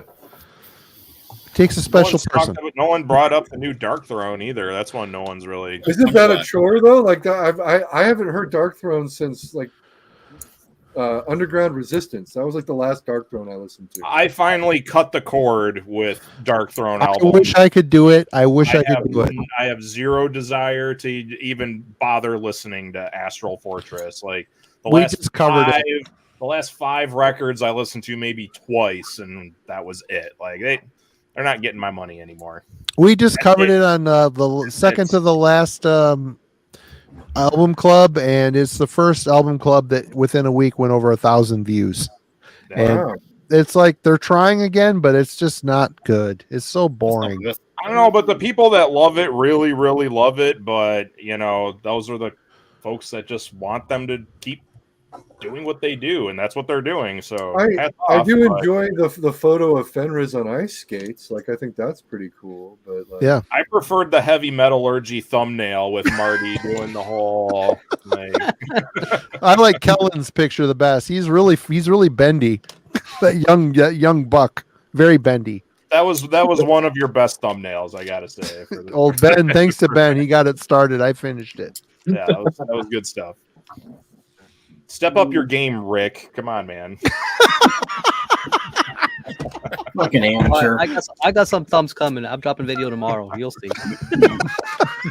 Oh, challenge accepted. Challenge accepted. Oh, there's a new, I think, Parallax Occlusion coming out next year. Oh, Ooh, yeah. an actual And that full last length? one, too. Yeah, I think so. They're done. It's not really a full length. I think it's just sort of what's left. But then they've already called it a day, which is a shame. That's a good band. Yeah. Yeah.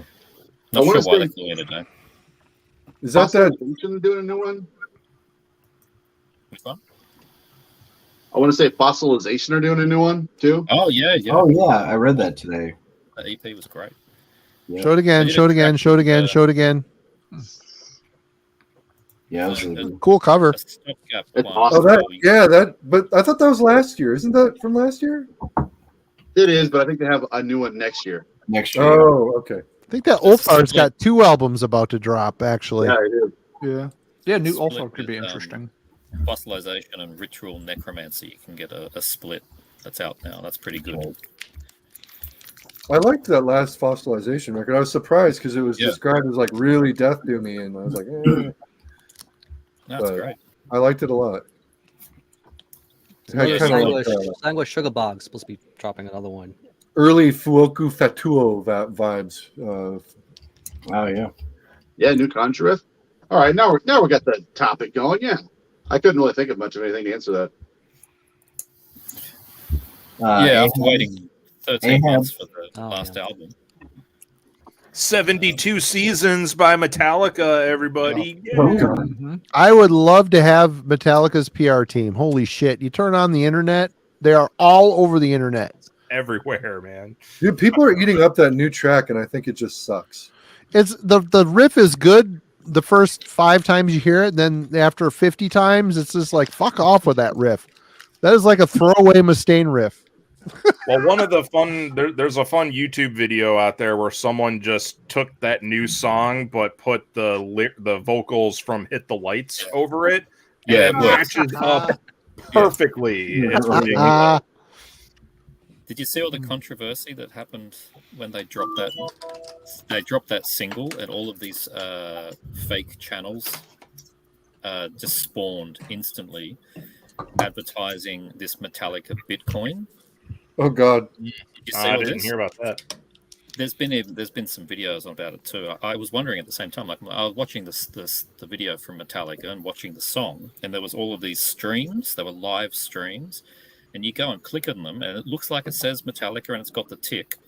And they're talking about, yeah, we've just launched the M2C coin or some shit, and you click on it, and I'm like, okay, this is interesting. I can tell this is a scam, but let's see where this goes. And it takes you to this website. The website looks completely professional. And it's got this, like, if you send us 100 Bitcoin, we'll send you back 1,000, like this loop kind of thing. I don't know who's going to fall for it. But it looked so professional. They were up for about a solid week before anyone did anything about it. Simon, probably the same people that fall for the fucking Trump trading cards. Yeah. Yeah, but it was like pretty cleverly done. If you looked at the YouTube channel, it was like METAL uppercase I. Yeah, and instead of the actual like tick, they just went through, all the different extended symbols in the character set and found a tick and put that in the actual name of the channel. So it was really, really well done. Apparently, there was people that lost tens of thousands of dollars because they're stupid. Oh, yeah. Yeah. It's so bad. and I gotta say, I will get the new Metallica. I don't hate them. And I will new too. I will too. The new song, it's repetitive, but at the heart, there's a good idea there. It just the solo is fucking terrible. I could play a better solo than that, and that's not saying much. Trust The me. heart of that song is a good idea. Isn't that the same solo he's played for like the past 25 Marty, years? I mean, the heart of that song that's a good idea was stolen from Diamond Head fucking 30 years ago. Like, Absolutely. Yep.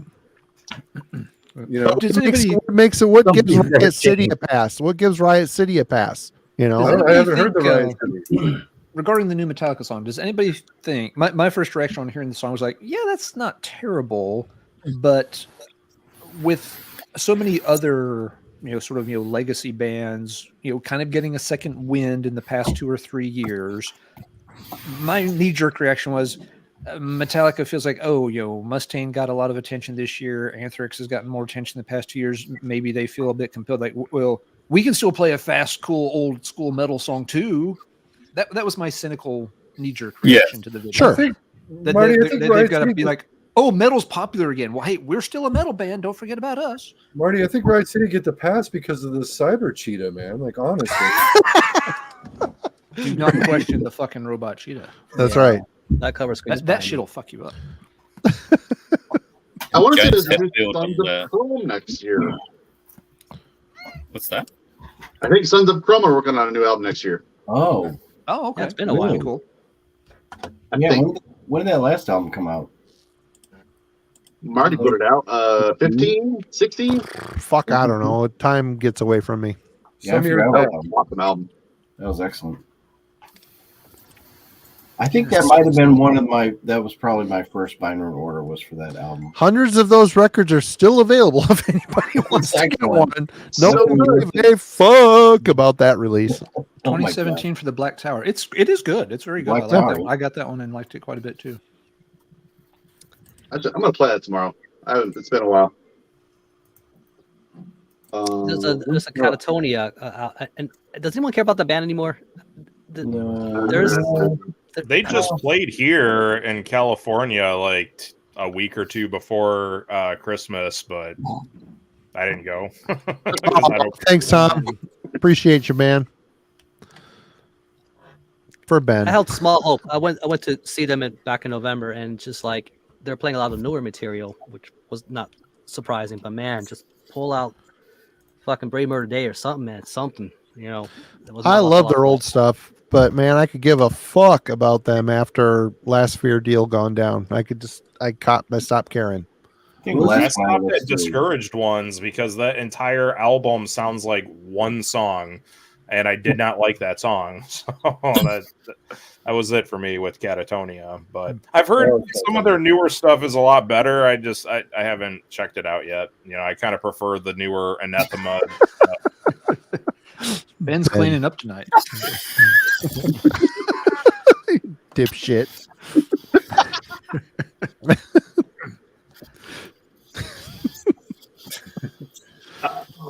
All the proceeds of this are going to Alan's prop budget. Yes, I couldn't find a New Year's diaper large enough to fit myself. That wasn't just a Depends. You're in and the that felt wrong like section. cheating. You're in the wrong section. They make them. Go to It just felt Walmart. like- going with the adult Huggies just felt like cheating. So. Adult Huggies.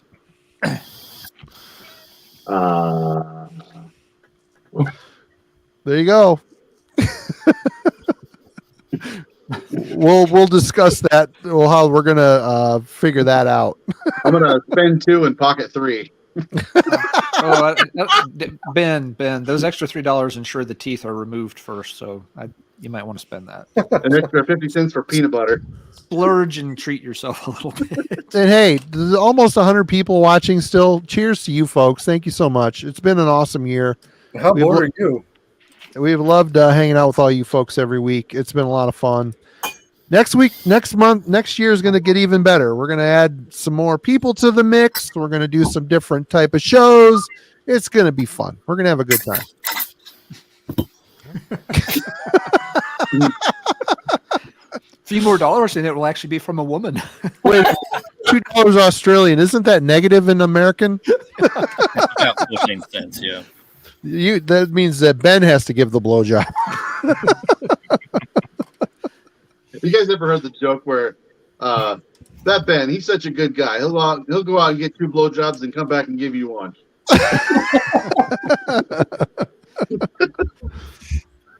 Oh, that killed me.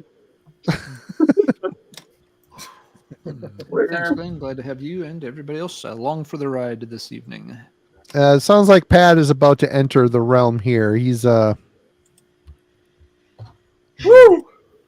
We finally got enough green M&Ms into his dressing room to appease him.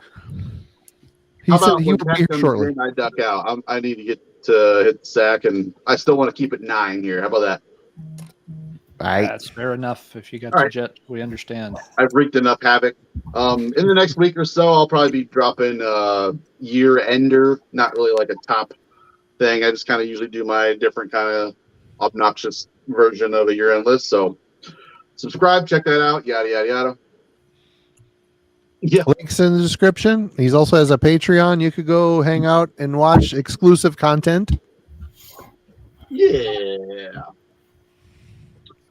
For just I $6 think I'm going to bounce too, guys. I got to get going myself, but thank you for having me on tonight. It was cool to hang out with you guys. And good to see you, Matt, as always. Records. And those of you who don't watch The Dark Path, please continue to not watch me. That's totally cool. And before Ben or before Matt Jets will make it official that Psy is the official Heavy Metallurgy album of the year with 3 mentions in the top 5 this evening. That's true. We got several with 2, but Psy was the only one who got 3. Whatever. It's no chameleon. Where's that? 5,000 views, people. Come on. Or 5,000 subs. Let's get there. 1,000 subs, people. Let's do.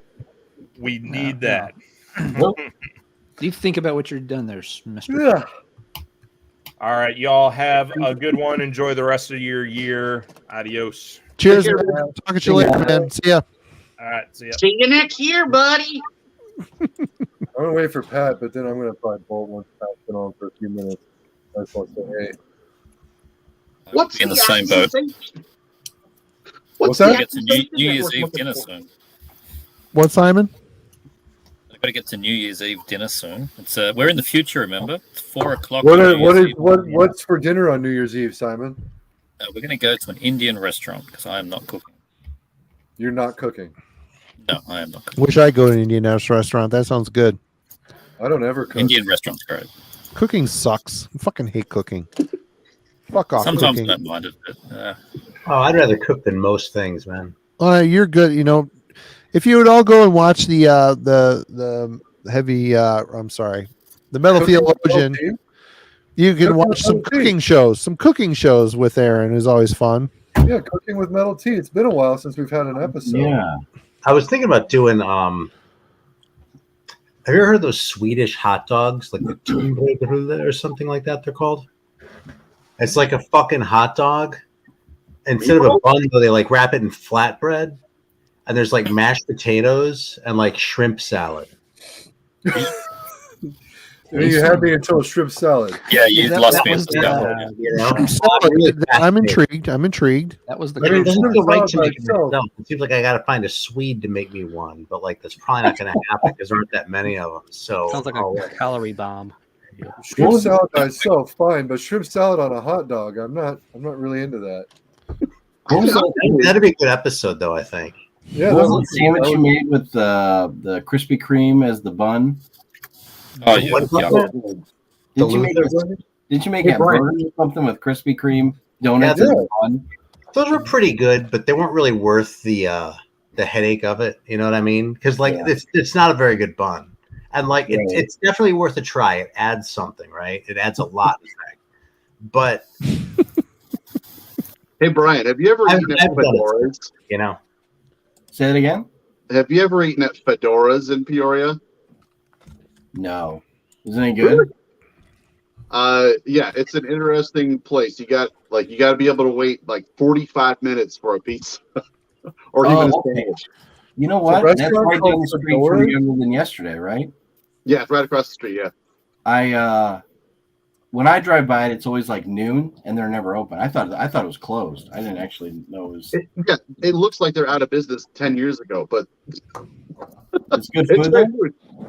Did you Oh, say it's you a know those restaurant places called where like Doors? the damn food on the wall is all faded. You can't see anything. Oh yes.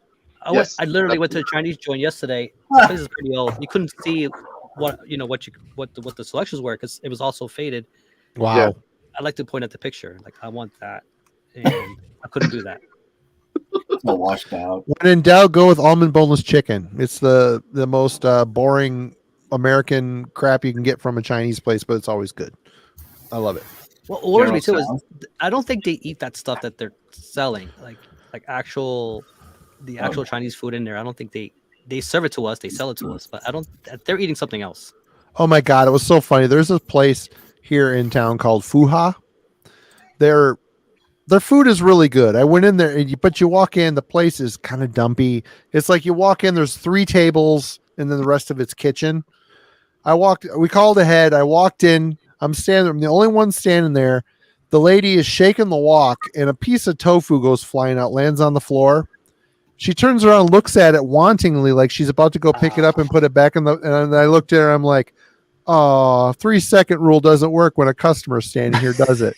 She looked at me like, "Oh, okay," and just kind of pushed it under the table with her, under the counter with her foot. And I'm like, "Oh man, I just saved somebody a seriously gross."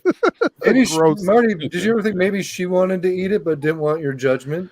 I don't know. She had that wanting look, like it was about to go back into the wok.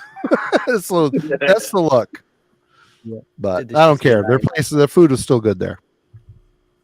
Yes, wantingly, yes.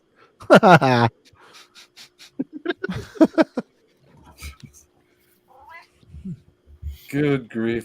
Yeah, some of those names.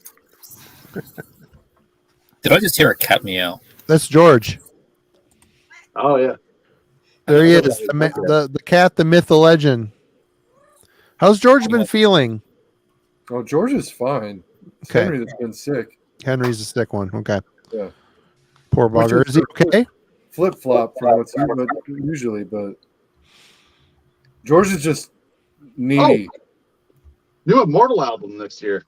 Oh, that'll be fun. Oh, okay. Totally forgot about that. The last album was great. Yeah, it was. The last Immortal record I listened to was the one with like where they're wearing the stupid boots on the cover. Like, Oh, that one.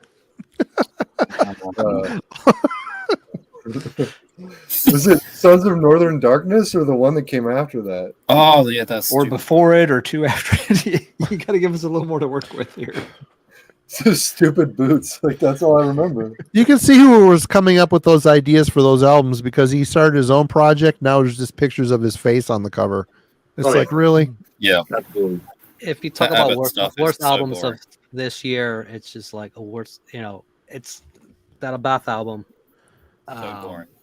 Oh man, No I one covered it. even mentioned it. I haven't seen one thing about it online. Yeah, Zero. he got a little buzz leading up to its release, and then it disappeared real quick. Yeah. I think Matt Pike is like his only fan these days, isn't? Would that be fair to say? I don't know. Drinking buddies. Pretty much. Drinking buddies. I don't think they're sober anymore. I seen a recent picture of a bath holding a glass of beer. Oh yeah. A Bath was ever sober? Yeah, he checked after that disastrous South American show where he was just too drunk to do anything. We're like rolling down the hill. That one too. Yeah, that was hilarious. he like throw a guitar to the crowd or something. I forget. It was something. I Dangerous. can't believe that guitar didn't fucking break, because he ate it hard. It was like a full on scorpion face plant where the legs go up over the fucking back. It's like a scorpion. Yeah, it was awful. I'm thinking about putting together like a Bath bloopers reel on my YouTube channel. I think it's a good idea. Yeah, you should do it. Yep. Do it. I endorse that idea. All of Sons of Northern Darkness will go on it. Say what you want. I love At the Heart of Winter. I know Ben hates that record, but man, that's another perfect riff album. That album is fucking great. He's wrong. I love Ben, but he's wrong on this one. I wish they would re-record it with a real guitar player. Fucking shittiest guitar album ever. They're good riffs, but man, he sucked. I That picked, ruled. Yeah, I I picked like this that. up recently, but I haven't listened to it yet. It's good though. It's good. It's a good record. Okay. Got it on Like tape. it. Yeah. Is that new? No, it's old. This is 2011, but I came across this. like, 2011. Holy fuck. yeah. Well, I mean, that's newer than I thought it might be. Oh, It looked interesting. So and I'll put that at the top of the pile now that the 2022 releases I would do are. that. Northern Chaos Gods was a great record. I was pleasantly surprised how good that record was. Yeah. Northern Chaos. What a name. It was good stuff. I gotta pee. I'll be right back. Just get a bucket, Marty, and do it from where you're Someone said sitting. hi. Just pick a corner and make that the P corner. I did have a friend who had a piss jug under his desk. Just I thought get, that's why you kept the empty white claws. just get a recliner and build all the receptacles into it, like in Idiocracy. You know, you don't even have to get up at all. This same friend of mine, since we're lacking in content right now, this same friend worked for a pest control company, but he felt bad about killing animals. So he would take home raccoons and squirrels and cats and dogs and just leave them in his garage where they would kill each other. Someone did not think this through. Wow. I feel like just So- exterminating them would have been the more humane way to go. I don't know. Exactly, yeah. So we kind of had like an intervention thing where we went to go clean up his house and we went to the garage and he was like, guys, don't go in there. I'll tell you why, but it's not good. Damn. Jesus. Damn. Yeah, he lost his house. So who won? Like of all the animals he put in there, who was left standing at the It end? was like Fight Club in there. Could there be only one? And who was it? Yeah, that's what I He was want to out Sounds of like it's the town. landlord. No, he owned the house. I think he was out of town for a couple weeks and it got repossessed, and somebody had to deal with that. God damn. That's like some kind of Steve Irwin Thunderdome thing going on there.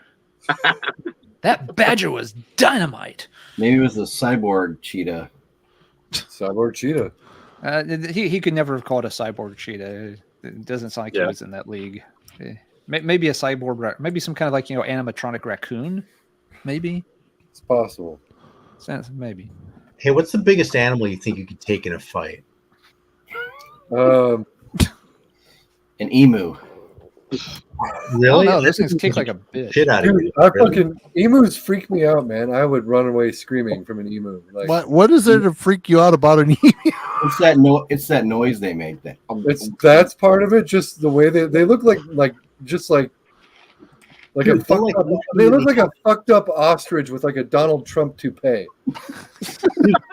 They'll like look you in the eye and be like, just why don't you try it, motherfucker? Yeah, they're like the bird equivalent of a fucking llama. I'm not down with emus. Like, I've always wanted to try and like hop on the back of a deer and just punch the shit out of it in the side and see if I can take it down. like the fucking Schwarzenegger scene in Conan with the camel where he punches the camel. Like, and it wasn't in the script, but they liked it so much they kept it in the movie. I could probably fuck up a sloth pretty good. I would not want to mess with an orangutan. Those things are strong. Yeah. A fucking orangutan rip your face off. That's like one of their signature moves, is rip off the face. Yeah. The scariest of those birds is a cassowary. You ever seen a cassowary? It's smaller than an emu or an ostrich, but just look at its claws. It's got a direct line to dinosaurs. It will fuck you up. What is it? A cassowary? Yeah, cassowary. Mm-hmm. It's some fucking stupid Australian bullshit that would. Yeah, Even the everything- birds will like kill you Oh, and eat you. It looks like a combination between a fucking turkey and a fucking Massive turkey. Oh my god! It looks like a turkey and an ostrich. Yeah. Wow. With the colors of a peacock. It's Platypus ridiculous. all over again. Yeah, I don't like its feet. Nope. No good. Yeah. That's a no. Too now. I could totally own a groundhog. I just want to. I want to I start think there I and could slowly probably work my way fight. up. I could probably fight like a schnauzer. I think maybe. I'm looking at cassowaries. These guys look like dicks. Simon, does anybody ever in Australia get ripped his tits and like fight a koala bear? They've got some pretty meaty claws on them. Mhm. What's up with Those fucking koala bears are puntable, though. Sorry, Rick. Go ahead. no, You'd those be dumb to kangaroos with the muscles? Like, is that really a thing? Like, Oh yeah, no, the male red kangaroo will They're fucking fuck you up. ripped. They're Is ripped. that the one with the fucking with the crazy muscles?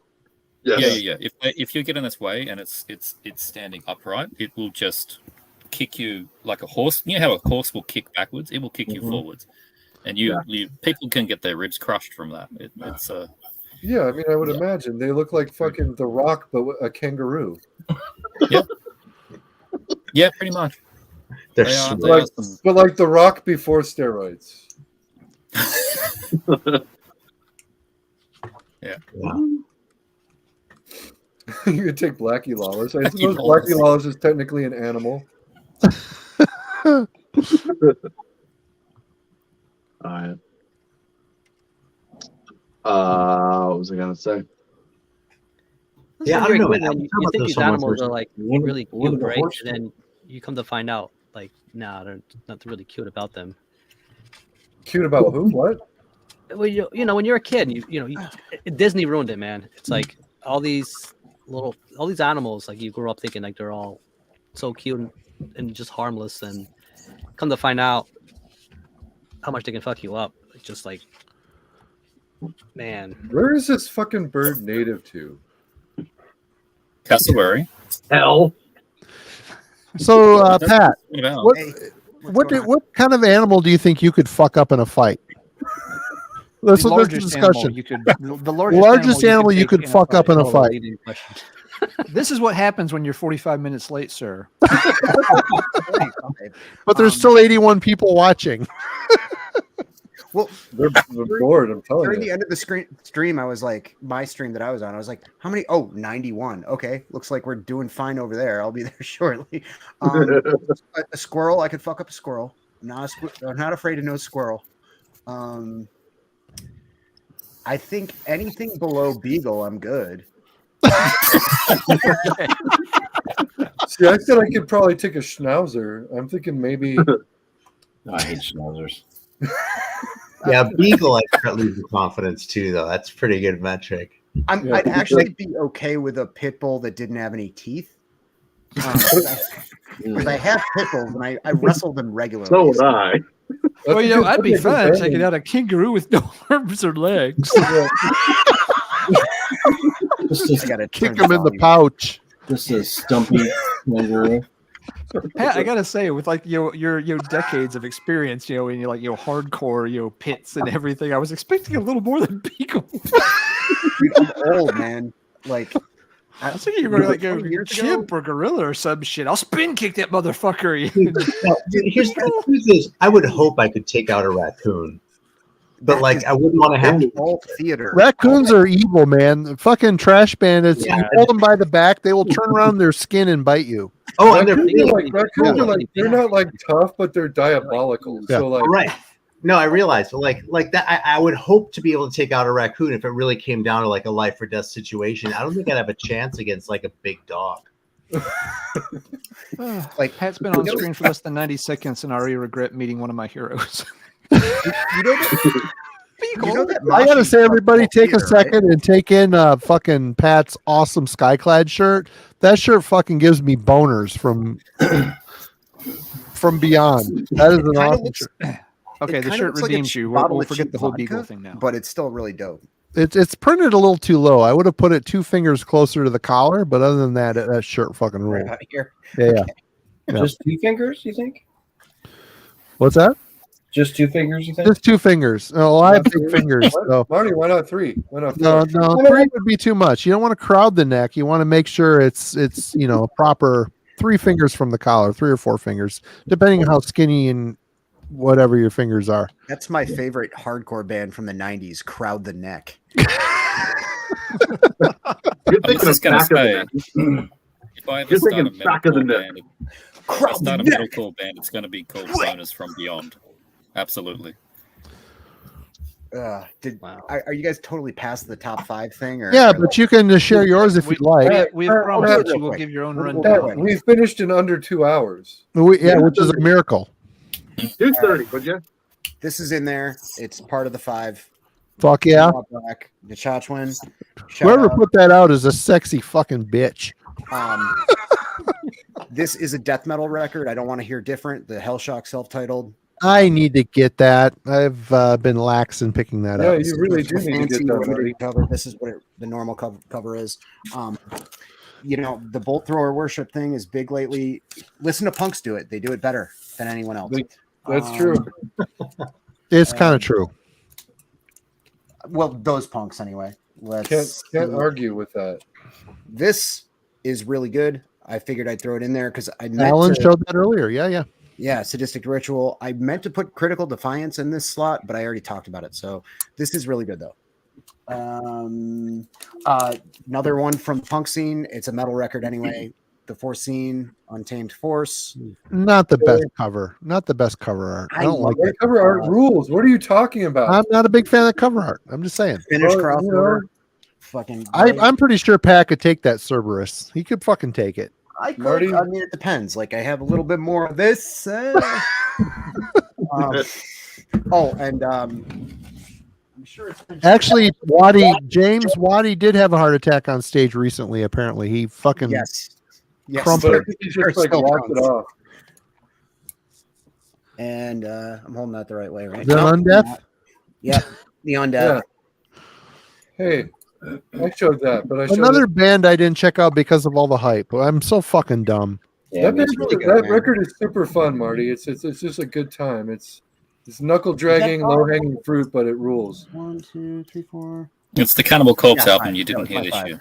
If you have a couple honorable mentions, Pat, you can show them as well. And if you're going to drink whiskey, I'll have a shot with you. You ready? You ready? Yeah, hold on. I gotta fix my shit's too orange. I gotta fix that. But yes. Cheers, brother. I want to get drunk, but I can't while I'm on blood thinners. Hell yeah, brother. Do that. I can have a beer. Michigan but I'm straight saving- bourbon whiskey, everybody. I'm saving it. Almost gone. Elijah Cheers. Craig. Some of the other records I talked about on the last stream. This Long Knife is really good for you guys who like punk.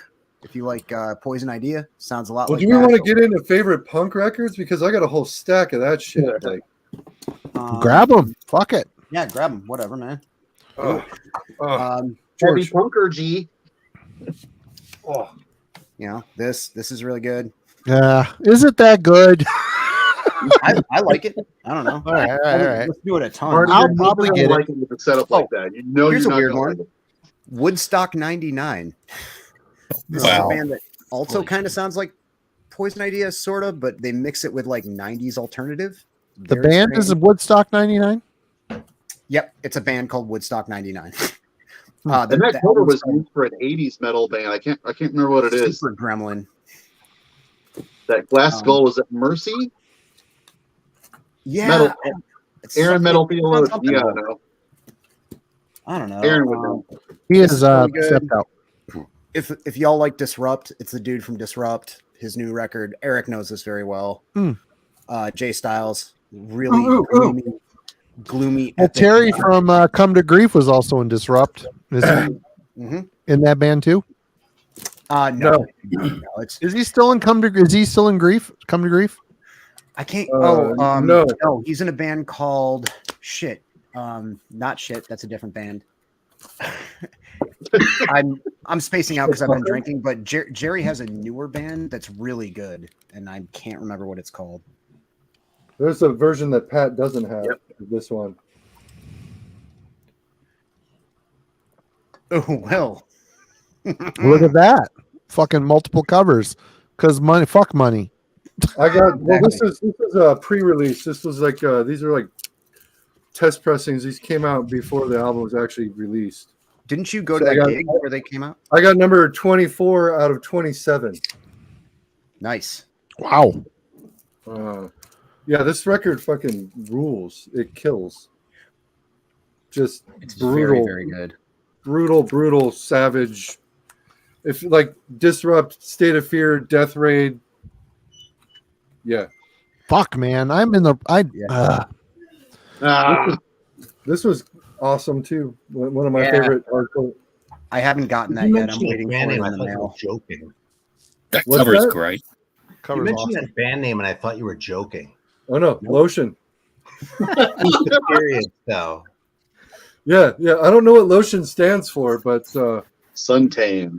it's I've got DVDs with that cover. Yeah. That's awesome. I like the It looks campiness. like, it looks It's like about that, 500 DVDs in Simon's collection. What did Yeah, you say, Rick? Some Philippine action movie for sure. Were you the gonna say new Rick? Ripper. What's that? Rick was gonna say something. What'd you say, Rick? Nah, I'm just gonna say I like the campiness. It's like that new Rambo. You look at the cover on that; it's ridiculous. Yeah.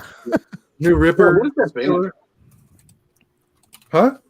I never heard of Rambo. There's like they've been the last album was Oh. 15 years ago or something. Oh, here we have. This is Yeah. rad. Siberian Meat Grinder. We were just talking about them because they're touring with Drop Dead and Napalm Death and Escuela Grind.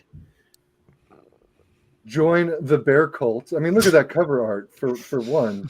It's The like the Bear Mind Rip. Force. The Do you have new to get Mind Force chemically record. castrated to join the bear cult? You have to feed your nuts to a bear I don't before you think can it join the requires- comment. I don't think it requires chemical castration. No. I don't know. No. Do you have to it's take? You not- have to be able to take the bear in a fight to join the bear cult. You do, yeah. Could be No, some that is Manos beer shit required. if you're not careful. The You first gotta rule wait. of bear cult is no one talks about bear cult. And then we've got, of course, to rub it into Marty's face again. Death metal record that Yeah, I need to jump on the.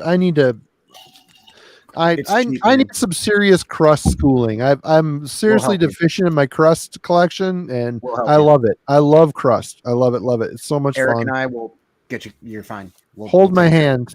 Take my hand and lead me into the crust world. Marty, show that Okay, album see, cover. first I thing sent about Crust World is you don't sing like that. Oh, Yeah, I You're think not that's allowed in crust Crust money. World as long as you're doing yeah, those don't vocals. do that, Marty. that's whiskey. Sorry. Here we have. Oh, this was a good one too. Kind of crusty. I don't want kind of crusty. Don't come at me with that kind of bullshit. Pat Marvin with a full crust. the rigorous institution. Yep. Got it right Fucking sounds like Amoebix meets Venom meets fucking Mhm. like Icons of Filth. Like it's great. here. Very good. Minus the Holocaust denial. Yeah. Right, minus the Holocaust denial. Guilt-free Exactly. That was a Amoebix. great line. Cruelty-free Amoebix. Yeah. And Free range of it. Decomp. This is nice and thrashy. It's crust, but it's kind of like, I don't know, kind of like that hell crusher kind of stuff. Hell bastard. It's got that thrashy edge to it. Oh yeah. That's a new band name for you guys. Hellcruster. I'm giving you gifts tonight. Start a side project. Hellcruster. That's a bad name. Come on. Marty, show that album cover I sent you. What? Show that album cover I sent you. It matches the Woodstock Okay. 99. Asylum. The Mercy thing? Yeah. Hold on. This is good. I'm drunk. It's Go gonna on take me. me. Oh, It's gonna take me a minute to show this. You just hold your phone. Yeah, Aaron's got it. Who's got it? Aaron's got it. Got it. This Who is do you good. think is All right, Aaron's got it. Show it again, Aaron. this guy? Oh Yeah. Is that a Messiah Marcolin band? Yeah, it is. Yeah, but he's not on this one, which is funny because there's a sticker on here that says it is. But I knew better when I bought it. So Well, whatever it takes to get the fucking record sold, right? Is that good?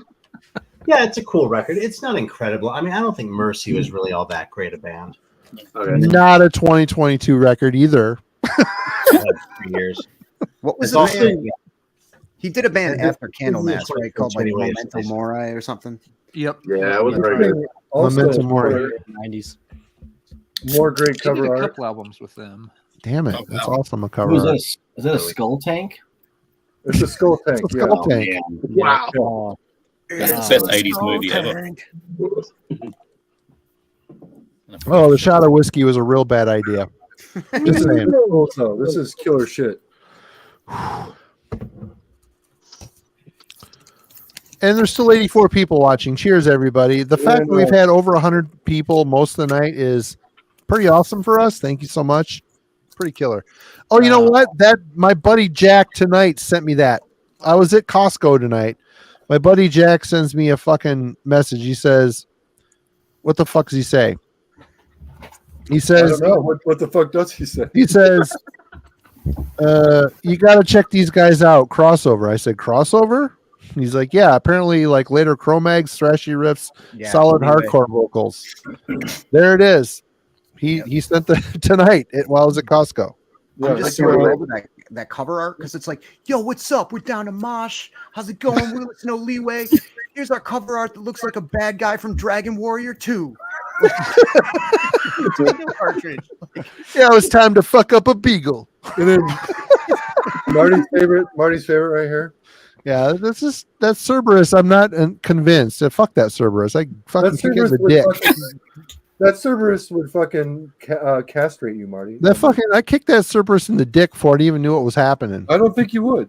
That would happen. It's I don't bullshit. think Not a good cover. The knife, yeah, that's not a great cover either. I'm not a big knife. This is a killer cover. What are you talking about? Nah, It's a great cover. nah. It's a reworking of the Keep. Dude, I was gonna say this. Marty, this is why you get burned by shitty albums so much because you have bad taste in covers. Curb Stomp Earth? Come on. Curb Stomp. That's hard. That's hard. Curb Stomp Marty. That's a good cover, Marty. I'll pay you to curb stomp me. I'm done. I'm done. Here's a good cover Here's for a you, good Marty. cover. Wait, yeah. Everybody take in the fucking super shitty Photoshop cover from Broken Hope. Yeah, that is Peak really 2000. shitty.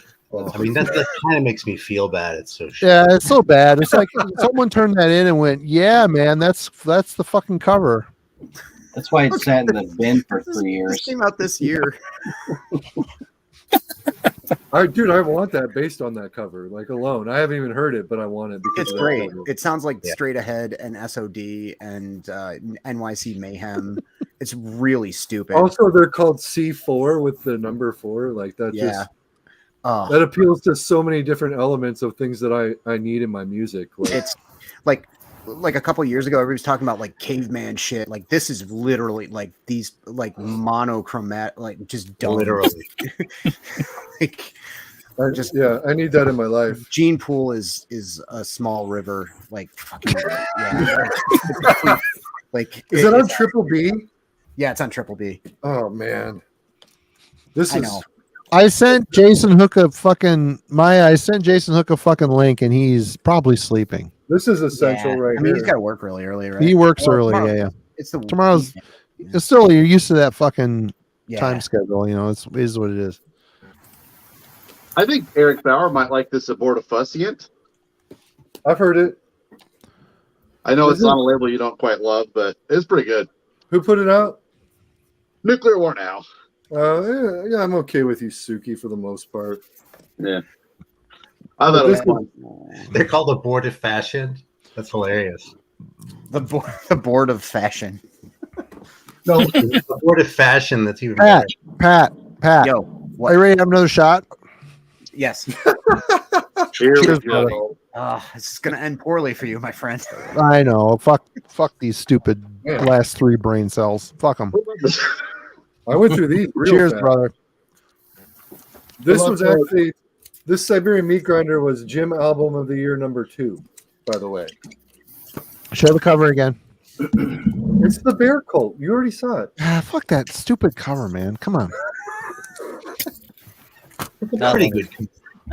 Here's the thing. That Marty- cover, like, it's good in concept and it's good in execution, but it doesn't quite give me that special feeling. Marty, this is a great cover. I mean, Don't make me bust out bad covers. Their logo sucks. well, yeah, the logo is not great at all. But I mean, you know, for a bunch of Russians, like it's pretty good. Oh yeah, I forgot. Vivian Westwood died. That fucking sucks. So did Barbara Walters. Who is pretty much the Vivian Westwood of Wait, journalism. Pat, did you show this? Yes, you I show did. this, Pat? On the analog attack stream, yeah, absolutely. Well, he's not cool enough to show it. He's too cool to show it on this one, but he'll show it on the other one. So whatever, you know. Jesus Christ, I've got it right here. Calm down.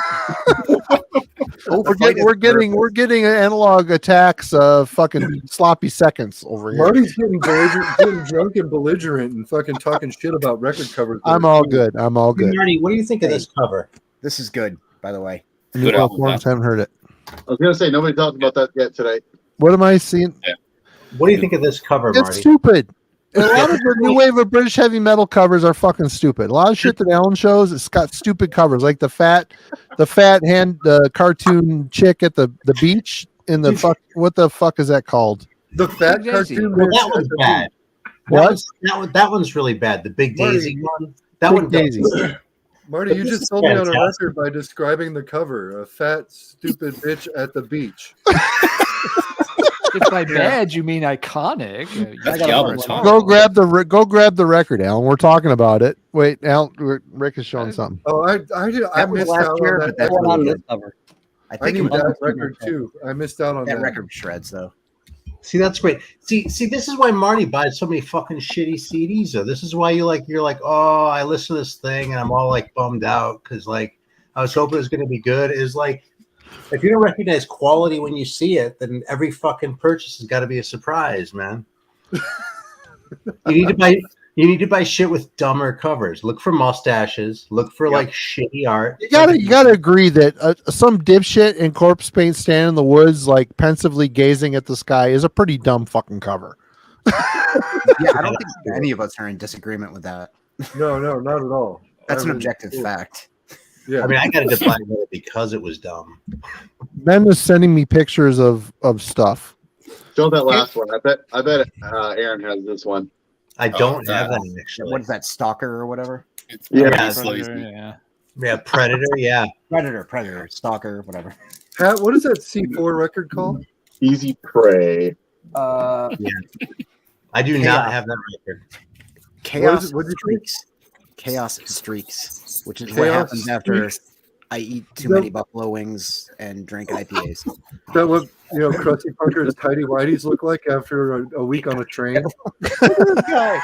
I'm an angry skinhead. I like Infest. I'm strangling. What? He's strangling a Harvard student. He's wearing a Harvard shirt, which I understand that. I worked in Cambridge for years. It's not fun. This dog is saying "bark, bark, skinhead." He's got a chain. I mean, the skinhead isn't wrong. He likes infats, and they're awesome. So that's cool. Where's the unity? Where's the unity? Where is the unity? I need to pull out some of these records that I need to spend more time with. Where's Pat's top 5? He already showed him. Oh damn! Last room. Okay. Where the fuck were you? Like, did you have a blackout during that whole thing, or what? The Chachwin. Waiting for yours, buddy. Foreseen. The stupid Cerberus sit back and kick its ass. You suck, Sad Marty. Rich. Unspeakable Acts. Hellshack. Yeah, fucking Hellshot record. I gotta get that fucking Did you thing. get the Ripper? And Erndurth. Ermagerd Erndurth. Pat, did Did you get the Ripper from this year? No, that's the other Ripper. See, that's a good cover. The logo sucks, but it's a good cover. Jesus Christ, that's the Marty. Krusty Okay. Punk Ripper. Why am I wrong there? That was right. I nailed it. It's a good cover. It doesn't give me that special feeling. Is that the you know? helmet of the main bad guy from the Dungeons and It's Dragons? not cartoon? shitty enough for fucking Aaron's fucking that blackjack record he showed. I mean, I'm thinking of a shitty tattoo on some drunk fuck. This is really stupid looking. Wow. That looks really dumb. Yeah, that's not good. The color scheme's bad. Come on, Rick, defend me here. Rick, you're the fucking graphic design guy. You're sitting there quiet as a church mouse while I'm getting fucking hammered. The problem with these punk covers is there's short detail. What the fuck? You're doing it to yourself, Marty. No, I'm going to defend it. I'll die on this hill. Show me some other bullshit. I'll show you. I'll tell you the truth. Show you some other bullshit. Let's see. Show me to the bullshit. How about this? This isn't even related to anything this year. It's just a bad record. Simon, hold on. Let's one at a time here. Yep. Oh, Alan has shown this cover before. That's bullshit cover. That's This fantastic. It's got a memorable cunt in it, right? Not on this The record. second album, not on that record. Yeah, it's so bad that it's good. It's really sad that we all knew that. Yes. This does Why is not the head have- so tiny? Look how tiny the heads are compared to the axe. That is right there a sign of a stupid bullshit cover. What about Marty? What if about they're cutting this? heads off the Blocky littles? attacker cover. It's great. Marty? Yeah. Marty, since you don't watch my videos anymore, how about this? What are you talking about? I watch your videos every time. I don't remember that one though. It's in my newest video. That's not I a really horrible like cover. I've that. seen worse. Japanese band with an American singer, right? Yeah. I want to hear that shit. Yeah, it rules. It's because the guy has a fucking bomb in his head. I did not notice that. Okay, I see it now. I see it now. Yeah, see? Right. I wouldn't have noticed that unless you would have pointed it out. Must be a It's shitty bomb cover. in his head. That probably Look at this hurt. cover, Marty. This is a good sign here. My buddy Rick is going to find something to hopefully save me here. Holy That's shit! the shit cover is that, off. Is that Rick's room? It That's looks Rick's like room. It looks like a goth club from the '90s. That's It fucking does. I rad. like it. The chains. He's got like 15 Marshall amps sitting around in a crate, a little crate practice amp. Wait. Marty, what about this? It's like Oh, the boy. Dreadful After Hours Club. I got one.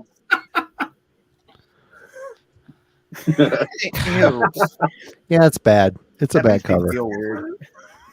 I don't think a hypnosis cover is a thing. Isn't that a hypnosis cover? I don't know if it's a hypnosis. You know, that's bad too. That's a People bad are one really too. dope, though. Oh yeah, That's quality right there. Oh, that sucks. it is quality bad, but it's still bad. That It Oh, is, good mustaches. Aaron, it is not a hypnosis. Look cover. at the fucking mustache on Casey there. That fucking guy, his yellow shirt and striped red pants. oh, yeah. Oh, it's a great record. Did I have that record? Yeah, That's it's one of fun. that's one of Ken's secret favorites. I don't think he's allowed to show it on the death metal crypto. But he Here's loves an that example record. of mid 2000s. Cuddy Stark is fucking fantastic. Like they're There's one of the nothing wrong with creative, like German. You know, it's Classic good. old Mausoleum Leo. Yep. Yeah. I want to say that their other album cover isn't that great either. I'm just saying No, I that have the other one. it doesn't generally fit with the aesthetic of what Ken goes for on most of his videos. Mutilation, corpse fucker, Cuddy Sark. Just doesn't work. Oops.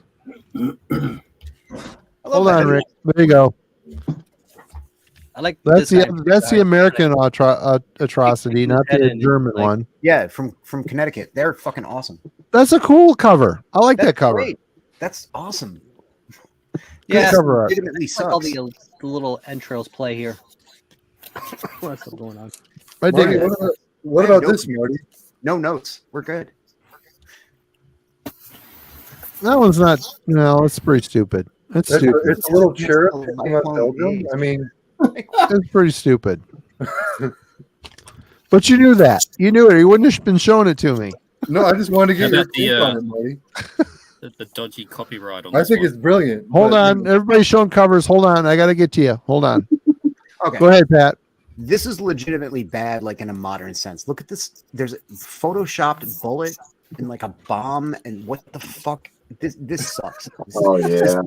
This is a really good record Yeah. too.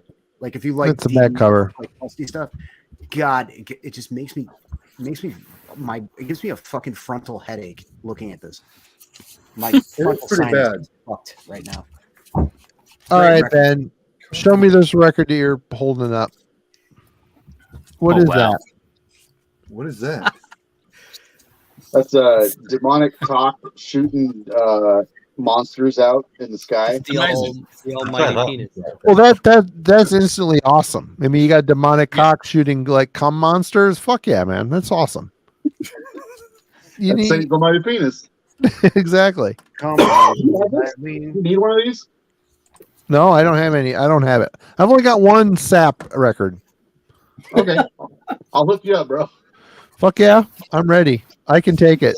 What is fucking? How about this Simon, one? That's stupid.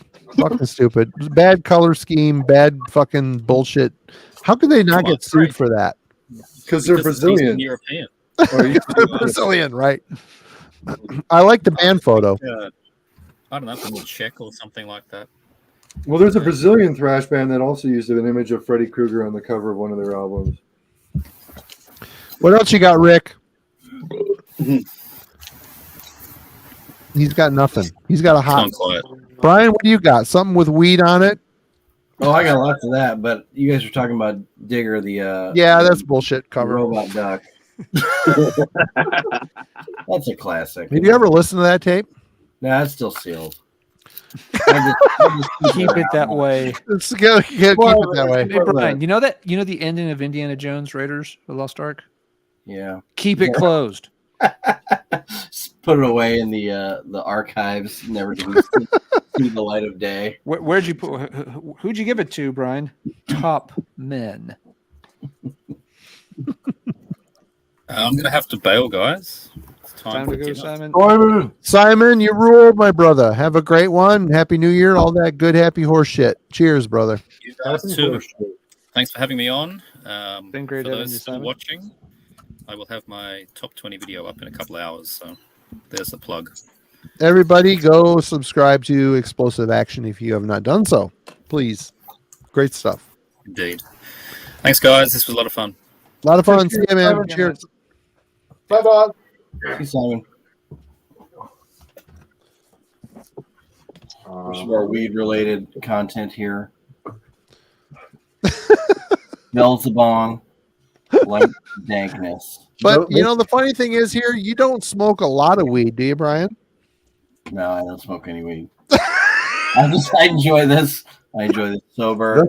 That's a good cover. Well, I don't know what you're talking about. Like, This is a good cover. Yeah. Brian gets a Bong. contact high from listening to the albums. The bong- You know, they went all out on the front cover. They fucking dropped the ball on the back cover. Did you say drop the bong? Dropped the bong on the back cover, yes. yeah, they dropped the bong. Good stuff. Yep. I hear somebody laughing in the background. Rick, what you got?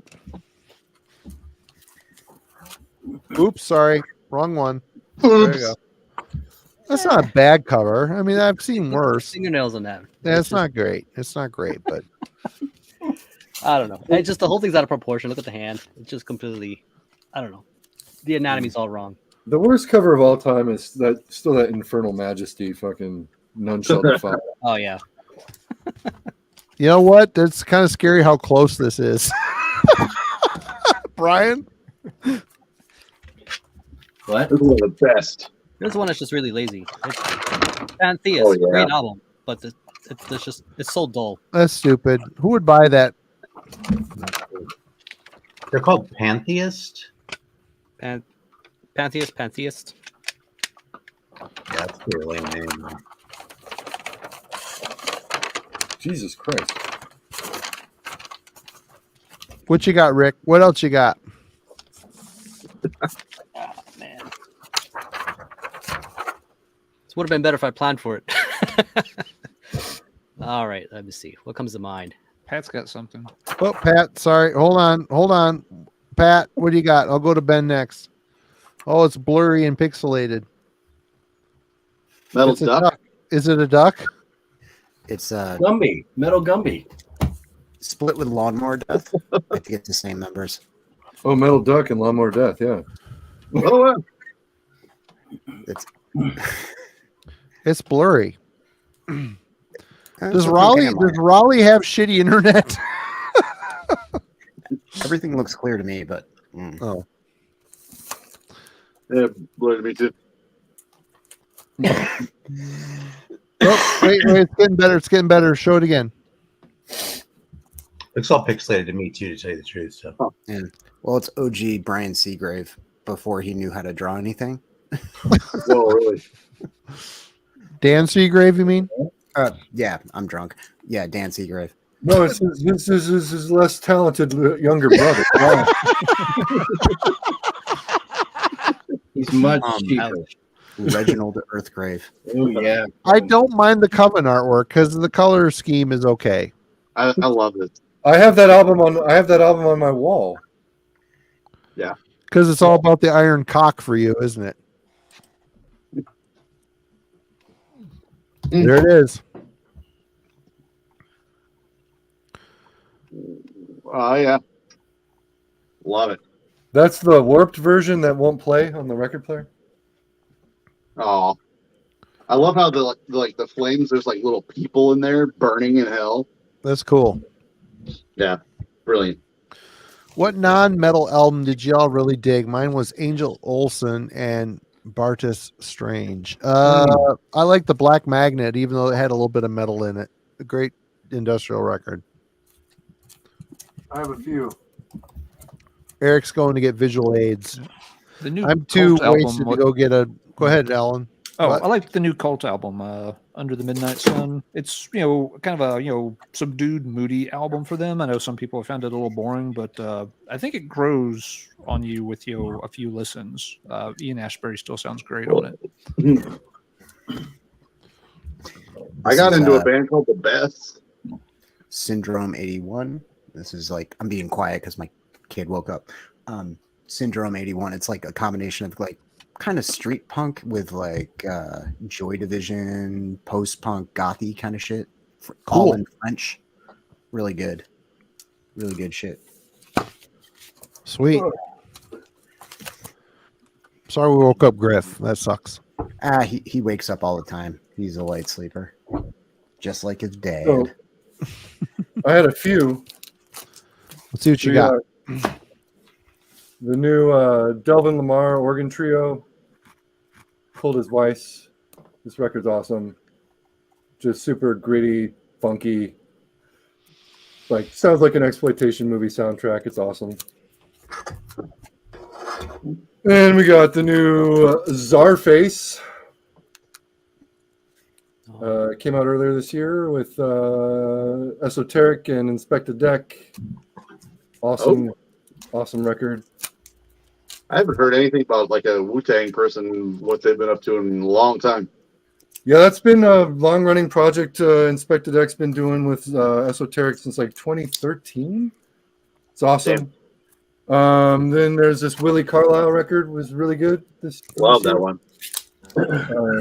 Just really great, soulful, fucking country, rad stuff. And I then still haven't heard that new Benjamin Todd. I love him though. This Binker and Moses Feeding Machine was a killer jazz duo from this is their album from this year. It's just tenor saxophone, drums, and then they got a guy running tape loops and sound effects in the background. It's just really sparse, really cold, sterile sound, almost industrial sounding jazz. It's fucking awesome. I really like the album they put out maybe before that. I forget what it was called. It had the mountain on the cover. Yeah, the one that looks like a prog rock record. That one's really good too. Yeah. Awesome. Yeah. But this new one's great. Fucking just killer. But Marty doesn't like that saxophone music, so it's not going to be up his. Fuck saxophone. Hugh Lewis will kick you in the balls. I had sports back in the day. I used to like that tape. But fuck saxophone. Huey Lewis in the News? Is that what you're talking about? Yeah. Hell yeah. That record Go. rules. I'm actually with Marty on this one, but I like saxophones just fine. I just don't want them in my metal. No. What about Tor? Tor's got a saxophone. That fucking band rules.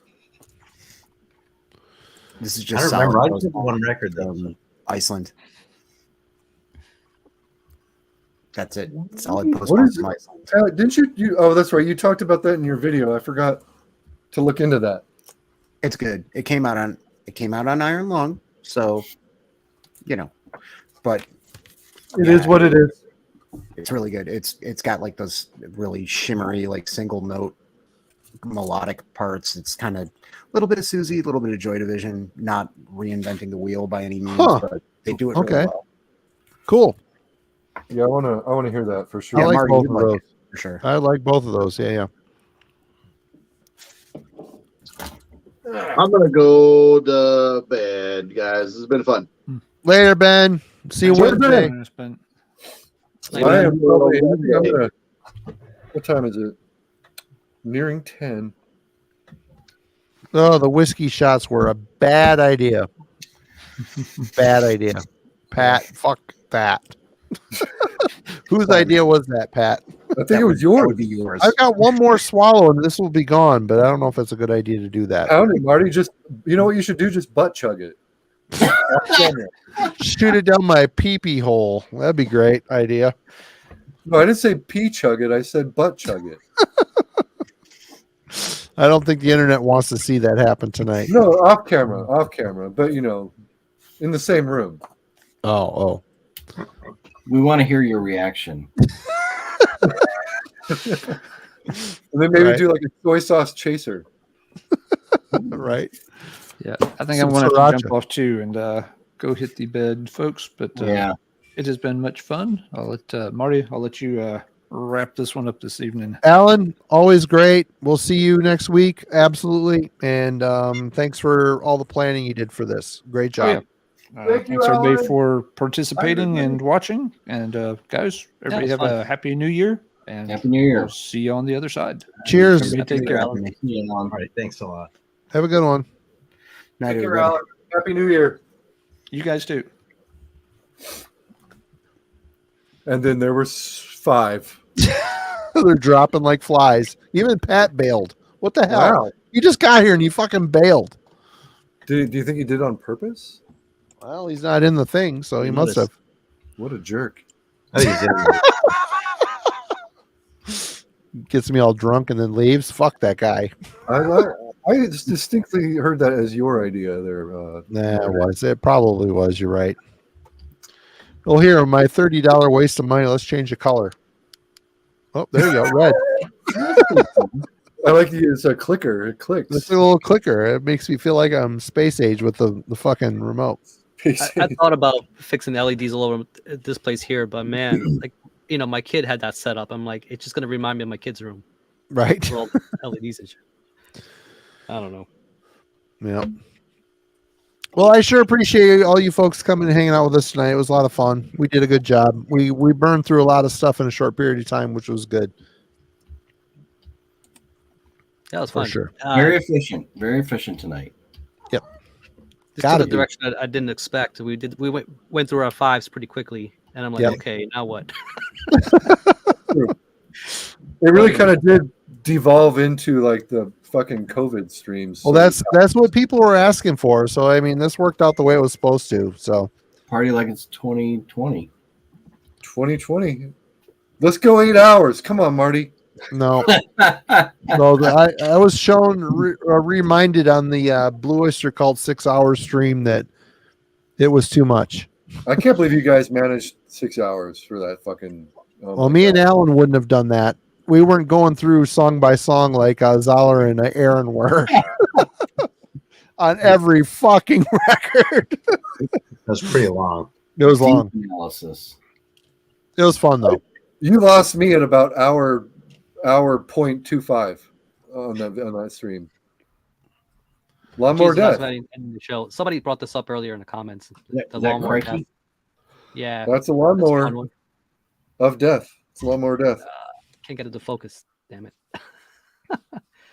Yeah, but this is another ridiculous cover. Well, shit, boys, we should probably wrap it. It was a good night. We had a great turnout tonight, everybody. Thank you so much. We'll be back on Wednesday night for a album club. We're talking about Portal's Ion album. If you're into that, do your homework, check it out, and then come join us and contribute in the discussion. All these gentlemen have wonderful channels. There's links to everybody's channel in the description. Please go subscribe. I just posted my top 10 pickups of 2022. Not Oh fuck! I gotta watch that maybe tonight before I pass out. I'll check that out. It's all like used shit on my what I deem my best finds of 2022. Kind of just like There's so many of these dropping. Like I'm gonna be watching these all the way through January. Yeah. I'm probably not going to do another one. I might drop a favorite like reissues and like collections video that I might All right. put out like next week. I don't know. I was planning to do some more this week, but I was on vacation and I just got kind of lazy. So anyway, yeah, check out the channel. Absolutely. There's hours and hours of endless hours of all these guys to watch. Please go subscribe to their channel if you're not familiar. This year coming up, new year, we're gonna have some new stuff coming on. We need to figure some things out, but there's gonna be some people doing some stuff for us, and we're gonna have different episodes, some new things happening. We need to get that sorted out and bring it to you in 2023. We appreciate everybody. We've had a great year. Cheers to all of you. Thank you so much for hanging out with us. Anybody else have anything to add before we jump? Might as well jump. Might as well jump. Sorry, so I didn't mean it. I apologize. All right. Here we go. Yeah, Travis, what the fuck, man? Well, Come Travis, on. you don't put out any content anymore, so Yeah, you stopped doing it. What the fuck? Come on, man. It's been a Yeah, while. I found so much great stuff from Travis's channel. Yeah, so- pull your shit together, Come on. Travis. Come on back. Come on back.